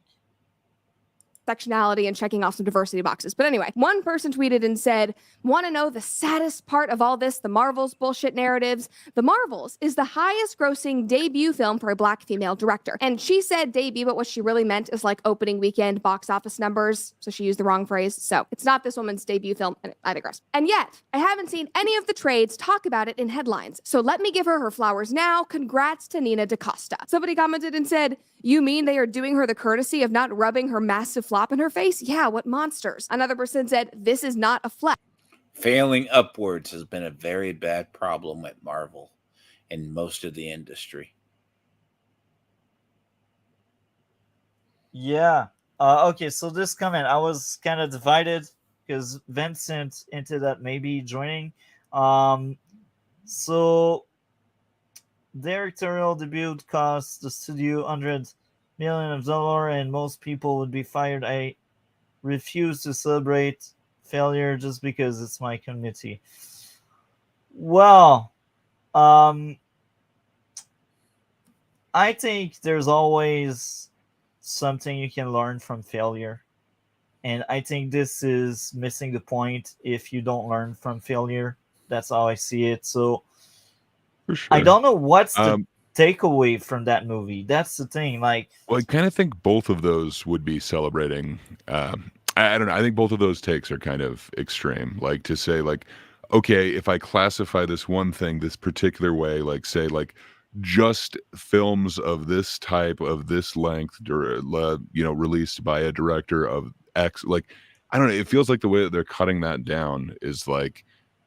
I don't know. It just feels like, is that really something that should be celebrated if it's not like a successful movie and it's even something that she has basically denounced? Like, I don't know. That doesn't seem like it's a great thing to celebrate. But then this take also seems a little bit, I don't know. It seems a little bit weird as well. Like, why would you celebrate a failure? It's like, I don't know that it's necessarily a failure of the directors. I think that's kind of more where I would respond to it, but it's interesting. I kind of disagree with both of the takes. I think someone celebrating that would be like the anti-woke crowd because they see it as a win. But again, this is why I did dissociate from their content. It's not really LT content. But yeah, as I said, we got to learn from our failure. I did lots of stupid shit, and it's me doing that stupid shit that made the person I am right now and today. And I will keep doing stupid shit because humans are like that. We do mistakes, and the important thing is you try to learn, you try to improve and evolve. If you stay at the same place, then you're doomed to just repeat the same shit, and then it's wrong if you're just staying there because you're comfortable there. I think in this movie there's a bunch of factors. Like the studio interference is bad. Maybe Nia DaCosta is not that great either. Maybe I don't know, binary being there. I think Would like you Rambo. Would you whatever. promote the thing is, I say, and this doesn't, I don't care what you are, and I've said it for years, I think they're rewarding failure. No one gets promoted upwards. I think I saw a clip by Christopher Lee, who, and when he was alive, basically said this would happen. Yeah. He said, I have friends in the industry. They can have a project fail. and they can get promoted. Yeah. Like, and you wonder that's part of the issue. That's like when you fail, like I'm not saying you should lose your job right away. I'd say send the person to another department, let the person change and grow, and later on you can always give that person a second chance, like down the road, if the person did improve or if the I don't person know. did bring something. Even that though, it sounds like you're saying like the person. It sounds like it would be Nia Costa in this situation, but it's like I really don't know how much of the blame is hers. Like I'm sure a percentage of it, but you're not going to fire every executive, everyone who made like a production note or anything like that, and everyone who made her edit it down. Like it would be her. So it's like I don't know. There's countless reasons why a film could fail that's not necessarily on the director. Like so look at it this way in gaming QA. So if a game is released with bugs, it's the people making the game does QA see gaming companies got well, is it the director of the game's fault though? They got the like, QA. Whoever hold directed on a it. sec. Okay, QA departments, right? Were made to they send a game off to a QA department to make sure. I've done QA in a bunch of different fields. No, I'm familiar with quality assurance. I'm just telling you if multi isn't. So I'm not. So QA just someone who tests it, tries to break it, makes sure that it's a good okay. Break oh, it, I see. Oh, they I break see. it and they send it back to the developer and say, look at this, maybe fix it before launch. Yeah. And companies started cutting QA departments. You started seeing a lot of bad games come out at launch. Now go to Hollywood. What is their equivalent? Pilots. Yeah. If your pilot is not well received, got tonight. Yeah, but how do you do a pilot for streaming? You know what I mean? Like it's kind of different. Like Amazon's tried a couple of pilots where it's like you got to vote for it. It's never huge engagement, so it's just kind of different with like the changing of a platform. Indeed, staring into the void. I'm seeing the black of black, night of night. How's everyone doing tonight? We're almost done. Hi, Vincent. I'm not seeing anything on the screen. Did something change? Well, you can't see me. You see my lovely avatar made in part by AI. Really that's actually nice. That would actually be cool. That would be cool. Yes. But yeah, I'm seeing a black screen. Is that just the thing? Don't know why. No, we're seeing female Ben Shapiro right now. You might need to reload. Okay, bye-bye, boys. Goodbye. So what were you saying before Vincent? Okay, so if pilots don't do well, they used to send them to test screenings, right? Yeah. They'll go before they release a film, they generally test it before an audience, like a different cut, right? Yeah. So why is Hollywood still failing? So you should know, like you hear the reports, this test screening doesn't work. So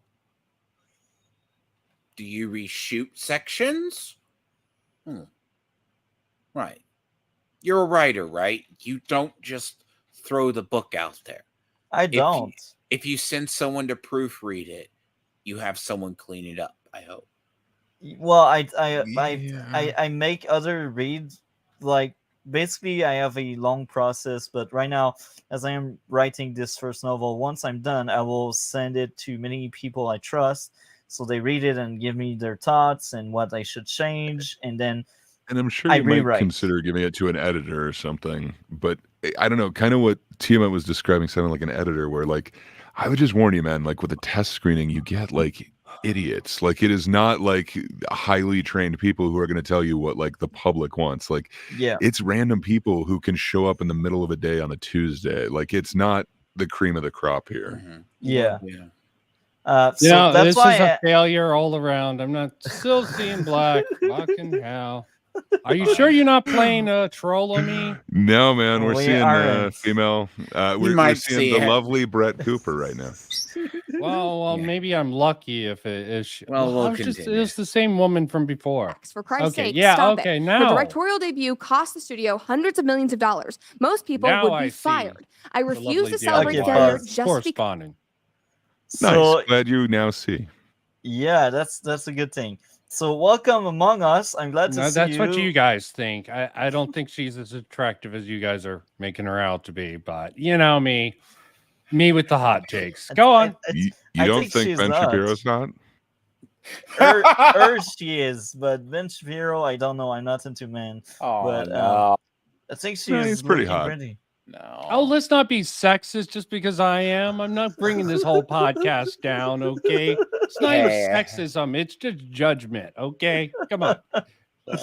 Anyhow, since you're there, we will pause on what we were saying, and we will ask you the 4 question we asked everyone else prior. You So, don't want to, but give it your best shot. question number 1: what does having a hive mind means? Hive mind can mean a couple of things. My best description of it would be your brain's full of holes. But if you're talking in a more colloquial, fucked up setting, and my phone went off, so I'm muting. You continue. Okay, I guess it will be back. Fine, so- we'll ask him before the end. Because it's my community. Mic drop. That is so base. That last line is so important. You should not be recognizing failure or celebrating failure just because of somebody's race or their sex or their gender or their sexuality. That is ridiculous. Now, Pause. other people were avoiding. I think we should never celebrate failure at all. Like, just make it like simple as that. And as I said, you can always learn from failure. That's the thing. I feel like you don't need to celebrate it. You need to learn from it. What Again. about the bigger message that they were saying though? Like they were saying either celebrate or I can't remember a win or failure just because of your race or some status that you have. It shouldn't be like a factor like status or whatever. Like we give a crap about that except for like people invested in that culture war. That's how I see it. I don't know. Maybe I'm wrong. Maybe I'm crazy. What do you think? Maybe that's a little backwards nowadays, but yeah, I completely agree with you. Yeah. Like we are all people. We are all the same. Like turn us upside down. We have the same organs, except if you had some kind of surgery, but then you were still born with the same surgery. We will all end up dying at some point, or we will try to use these technology like brain preservation, that kind of shit, but naturally we all end up dying. Naturally we all go at the bathroom. Naturally we all need to eat. So yeah, we are the same. But just like what you said, maybe it's backward thinking. Anyhow, I think we can play the video. This socio-political debate entirely, and they were arguing that the Marvels flopped because it premiered 2 days after the actors' strike ended and that there was no opportunity for promotion. Like one person said, it opened 2 days after a strike that left almost no opportunity to promote with cast or crew. You want Marvel to fail. Just say that. Y'all have about as much credibility as Rolling Stone does these days. And another person said it had zero promotion.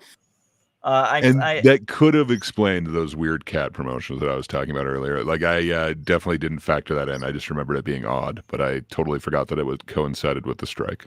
Yeah, that's why I say the strike was a factor. And I agree. Like, I will say, like, the anti-woke crowd, they want this to fail, so they will be right. They want to be right. So, like, Marvel will never win. And if they do, like, they will pretend to be on board with it to not lose, like, their viewer or their grift, whatever. That's and we can say the same. Like, the leftists, they really want Marvel to succeed, so the other side is wrong and they won the war. Anyhow, I think we spent too much time talking about both sides. Let's just play. Relax. And yes, these are good points because it did premiere 2 days after the strike ended, and I'm sure that that was a contributing factor. I mean, the whole industry is struggling right now and, trying to get back on its feet, but you can't look at everything that the MCU has been doing for the last 5 or 6 years and argue that it has not taken a toll on the franchise. They have routinely come out against their own fan base, as you saw today, and they prioritize checking off diversity boxes rather than just telling good stories. They've canned beloved actors and instead made more movies with actors like Brie Larson, who nobody in the fandom seemed to like. Like, no wonder. Boo, Brie No wonder Larson. nobody is showing up to Pause, your movies. And I'm sorry, pause. Marvel, but you caused. So What? You're going to defend Brie Larson now? I see how it is. I see how it is, guys. Okay. I don't give a crap about her. But Yeah, my neither issue do I. there, Great in Scott Pilgrim as the bitch. I think my that was her issue name in there Hey, is hey, they don't weaponized slander. what she said. don't That's slander. the role she was playing, okay? Let Have you seen her multi-talk. jump rope? Let multi-talk. Oh my. You're What? right. That's a disaster, Martin. But that's funny. That makes it more chaotic, and chaotic is sometimes fun. Anyhow, I don't hate Brie Larson. I think her statement was really stupid, and that was like shooting on her foot the way she did. But Oh yes. I hate the fact that they weaponized it so much. Everyone weaponized it. Yeah, and both sides weaponized it. If you really listen to the speech, it's still really dumb, but Yeah. there's a good Brain sentiment dead. behind it somewhere. And and as someone that will defend the Marvels to the teeth, I hated Captain Marvel, and I'm ready to suffer again when we do the Red Blue podcast. As someone and we who get into got it. on his little pappy's lap and was shown the original Captain Marvel, I was really disappointed. No, actually, not really. But the The first one part from a few years my ago? dad, Yeah. no, black and white. No, my dad he was liked. huge. I just no, My imagined dad you was a couple ancient. years ago sitting He on your liked father's Captain lap. Marvel. He also exposed me to old Superman. That You like bounced off me. Marvel, Captain Marvel. Yeah. So I'm No, someone it was that Hollywood, so it was dumb. So no. I'm not Brie biggest defender, but like her statement, yes, it was stupid, but she didn't really do something wrong. She just said stupid shit, and then we see like a nutcase like Crazy Miller that just hit people and do like burglary and like every stupid crime he can do, and he still had his job, and you place that side by side with Brie. Like Brie got so much heat for something so small, while Ezra didn't get enough heat for what he did. And I can do the exact same with Turd. Guys know. Well, which I one didn't I'm know that. talking He got a about. lot of E for that. Ecstasy will do. Will actually make someone have a hive mind. Literally, ecstasy puts holes in the brain. So that's one way to the first version of hive mind. If you want my secondary definition, I go with the bee synopsis. And you have a whole bunch of worker bees doing the work, but then you have the queen sort of birthing out more workers. So most people think it's just like an echo chamber hive mind, but you generally have a slave queen at the control. Sometimes that slave queen is just a really effeminate man, but that's besides the point, and just illustrates the point of my example here. I figure I would finish that up since it was a good segue into that. And I know I misheard you when you said Edra Miller got away with bullshit. Crazy the Flash Miller. Boy. Crazy Yep. Miller. Men do get away with a lot of shit that women don't. That is true. And Turd, like Amber Turd, like now guys connected to that if you didn't before, but Amber Turd also got away with so much, like Until she lied. didn't. Well, Until she didn't. I can bet if she goes back to acting, she will get jobs because she's a woman, and we let them. Oh, what about King? Is he going to get a job? No, because he's a man. No, Funny that's enough, just I gonna did see evolve. the new. I did hear the new Aquaman trailers out, but I doubt she's in that. No, she will be in it. Trust me. and I Oh, won't watch it I don't because know. of that. But Okay, good well, reason to boycott. I will watch it, but not in theaters. I will wait until it's digitally out. Okay, numero uno. I'm a real stickler for sticking to things. So you said 4 questions. I answered the first. Yeah, number 2. What could interest someone involved with echo chamber, viewer or whoever makes the content? Can you speak to that any? No, I'm joking. You were saying echo chamber stuff, Yeah, like and this what is the crazy gray driving person force? point. Okay, what's the driving force for the echo chamber? Well, it's just confirmation bias. You sort of get attracted to someone with a similar perspective, political, gaming, media, blah blah blah. You bounce around in that, you get a few voices. It almost seems like it's not, ironically enough, an echo chamber because there's enough variation, but generally it's different chord, the same song in different chords. Generally, if you pay attention enough of what they're saying, they'll bounce off each other sometimes and try to make it seem like their opinions are so much differently than other. Results may vary on that, though.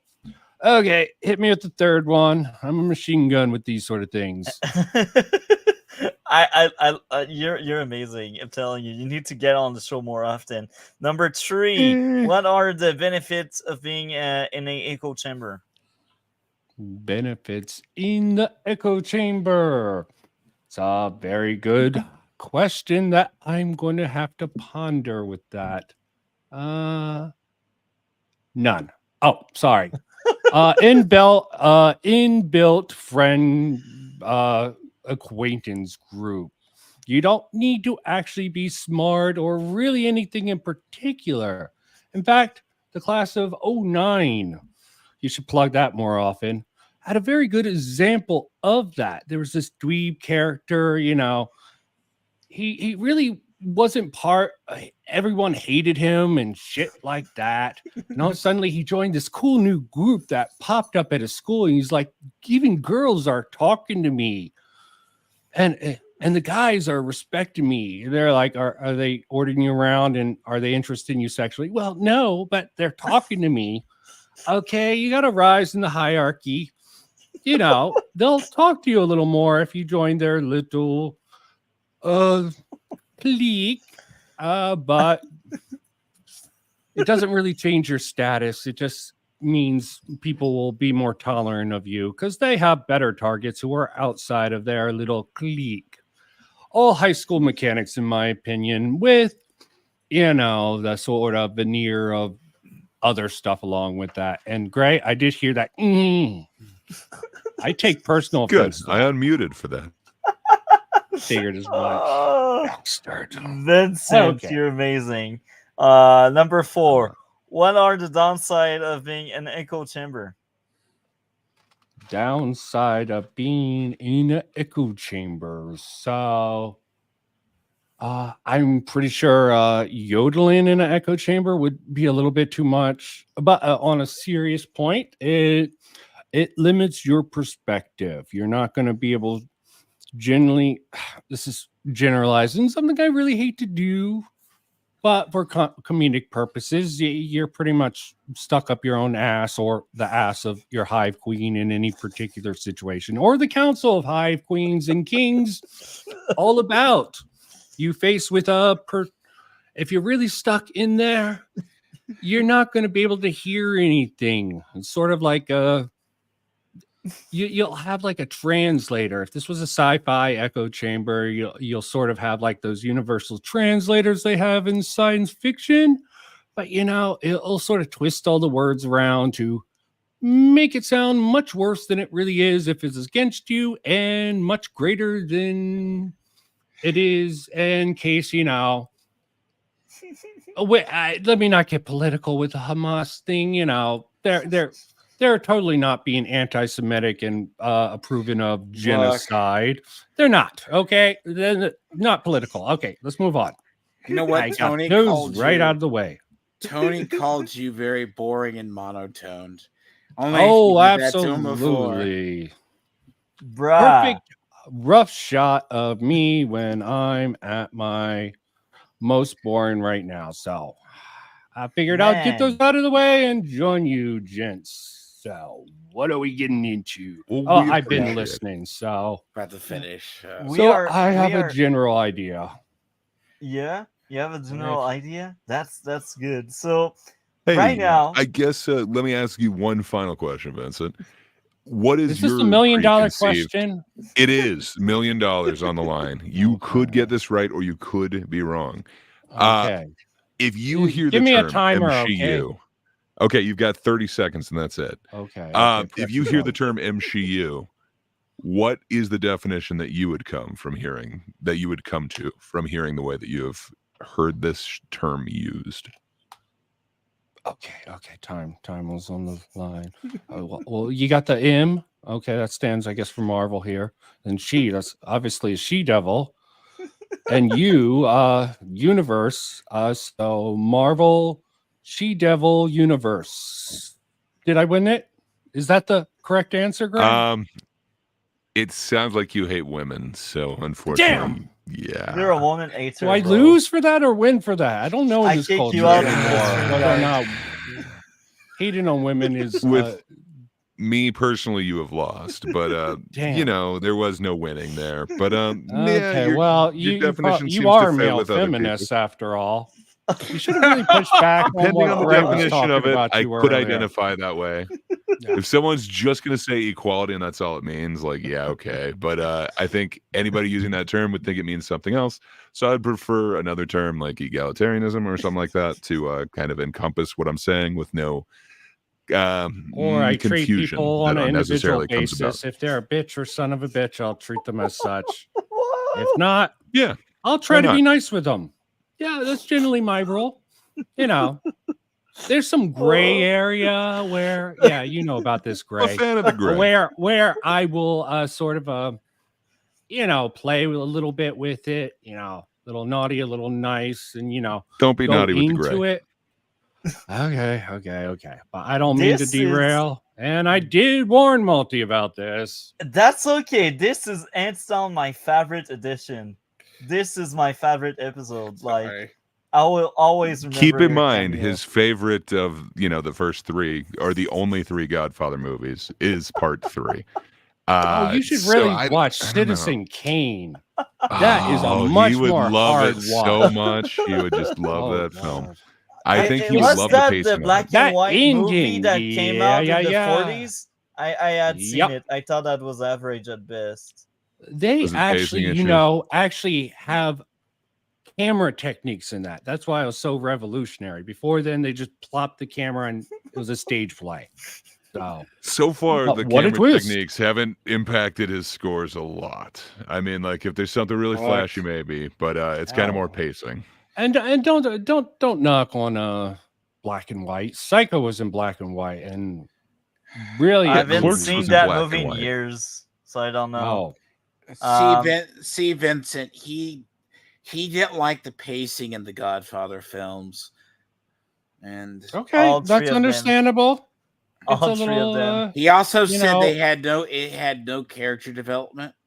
No, I said the characters were forgettable, not that they had no development. Fredo, man. Fredo. Son Well, I of don't I'm know against which the- character you're talking me about, and I've seen all three movies. I'm against every character. See, I hate the people who say every character need development. Every movie has its own purpose. Something Yeah. Mo with the bad Green, guys, you want to see them sort of stay the same. Okay. Yeah. Not Yeah. most films I like, so I'm not a personal fan of So the way I see that. it, there's two types. what would of happen if the movie. Terminator all suddenly was like, no, sorry, I got nothing. Go on. So the way I see it, there's like the story driven and the character driven type, and I do think Godfather was more like story driven than character driven. Yeah. But it doesn't take away like character can still have growth in both, But Yeah. when it's story driven, your focus should be more on the story than the characters themselves. But that's how I see it. Anyhow, right now we are about to finish this Brett Cooper video, so let's play and see if she has anything else to say that we can Woot. react to. Hail the Slay Queen. Get it started. So you can play it, D-Lord. Huh? Play the video. Yeah, the last. This. You did it to Give yourself. Team on the power. I hope you enjoyed this Oh, episode that's of the all we comment had to section see and was that you you did it maybe to even yourself. learned All right, something Vincent, new. what's your If you have response not to that? already, like this video. Okay. Lame. Okay. I sort of missed the last 5 minutes trying to set up, but overall, Well, you did this to yourself. standard. I Was her did do it message. to myself. You did You it know. to yourself, Vincent. Okay. Shame on you. Seems like Yeah, it she has did bring up impact the on you. demographics issue, and definitely that's something that a lot of people don't keep in mind. Also, some of my comments earlier about manga actually already knowing about the postmodern idea and incorporated into it. So I'd like to push back on Tiamon's idea that Japan is going to go as woke about the Forspoken thing. They just knew that was a mess. So they did whatever they could to, polish that turd because the engine was just completely broken. That's my theory for why it had such a crappy, Do you think snappy that was?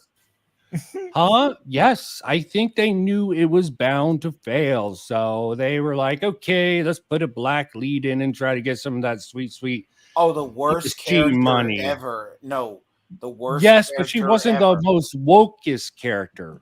The wokeness of that was just like a little sheen of shit on top of just a badly flawed game on top of a badly flawed game engine. So to blame ESG and wokeness for how bad that came off, it's a little bit disingenuous, Tiamat. But you know what? You can't help yourself. And I'm joking. You're not being disingenuous. You're trying to be contrarian. No, I am he's genuine joking. with You can help that. yourself. Given Well, the you past see, of given the engine, how long they wanted to make, and how badly the game was when it came out, the story was like the least cringy. Oh, not the least cringy. That's Do like you the third mean the lovely MC in that is absolutely good? Well, look, That whole game was horribly designed, horribly planned on a horrible game engine. Yeah, the sort of a sheen wokeness of that.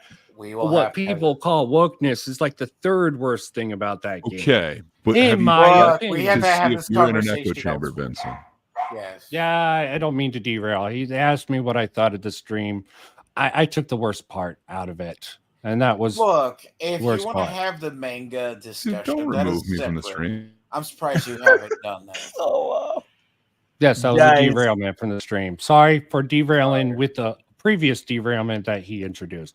I gotta what- say that's fine. I liked your presence a lot, and as I said, you should always come back in the future. You're amazing. Well, you know, I'm a night It's an owl. AM. I have a really busy day. I have a little bit of time early in the day, but the middle of my day just becomes like unpredictable. So last time I Okay. thought of doing it, you ended the stream. It was like around 7, but I'm like, short stream. Oh well, I'll make it when I can, but it'll probably always be late unless I have a hole in my schedule, which don't know about that. Better late than never, as we say. Yes, that's what she said. Sorry about the bad joke. I like your bad joke. Anyhow, that was an amazing stream.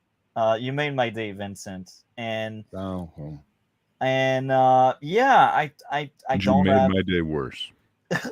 I'm glad of that, Gray. And anything else I guys know. would like to add to this discussion we had No, about the we're good. hive mind? I think it was really fun. Thanks for presenting these questions in such a way. I definitely hadn't thought of this kind of hive mind and echo chamber together before this. So I that was personally think you need to bait more people. Go after more people. Get more blood. Okay. Be No, like we the are peaceful leftists. people. The leftists are Canadian. scared to fight us. They must come on to share their point of view with us and teach us chuds just how wrong we are. Us Canadian, we are peaceful. Okay, that's not for us. Like that's why we don't carry guns.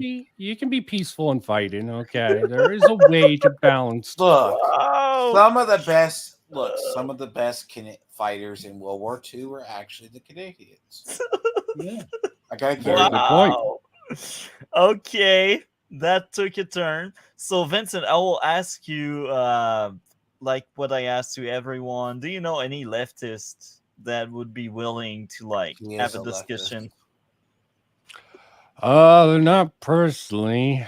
Not that I could drag on stream, at least. And yeah. Sorry, I don't know any personally. I know some far right cookies. You know, They are Ray easier knows to about find, my I think. association. Oh, I wouldn't say far right. She's non-political, but she is Synthetic Man's #1 simp.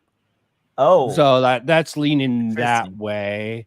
And probably some of the more lefty minded people are too ashamed of it. And plus, they hate me. So I have that effect on people. Wow.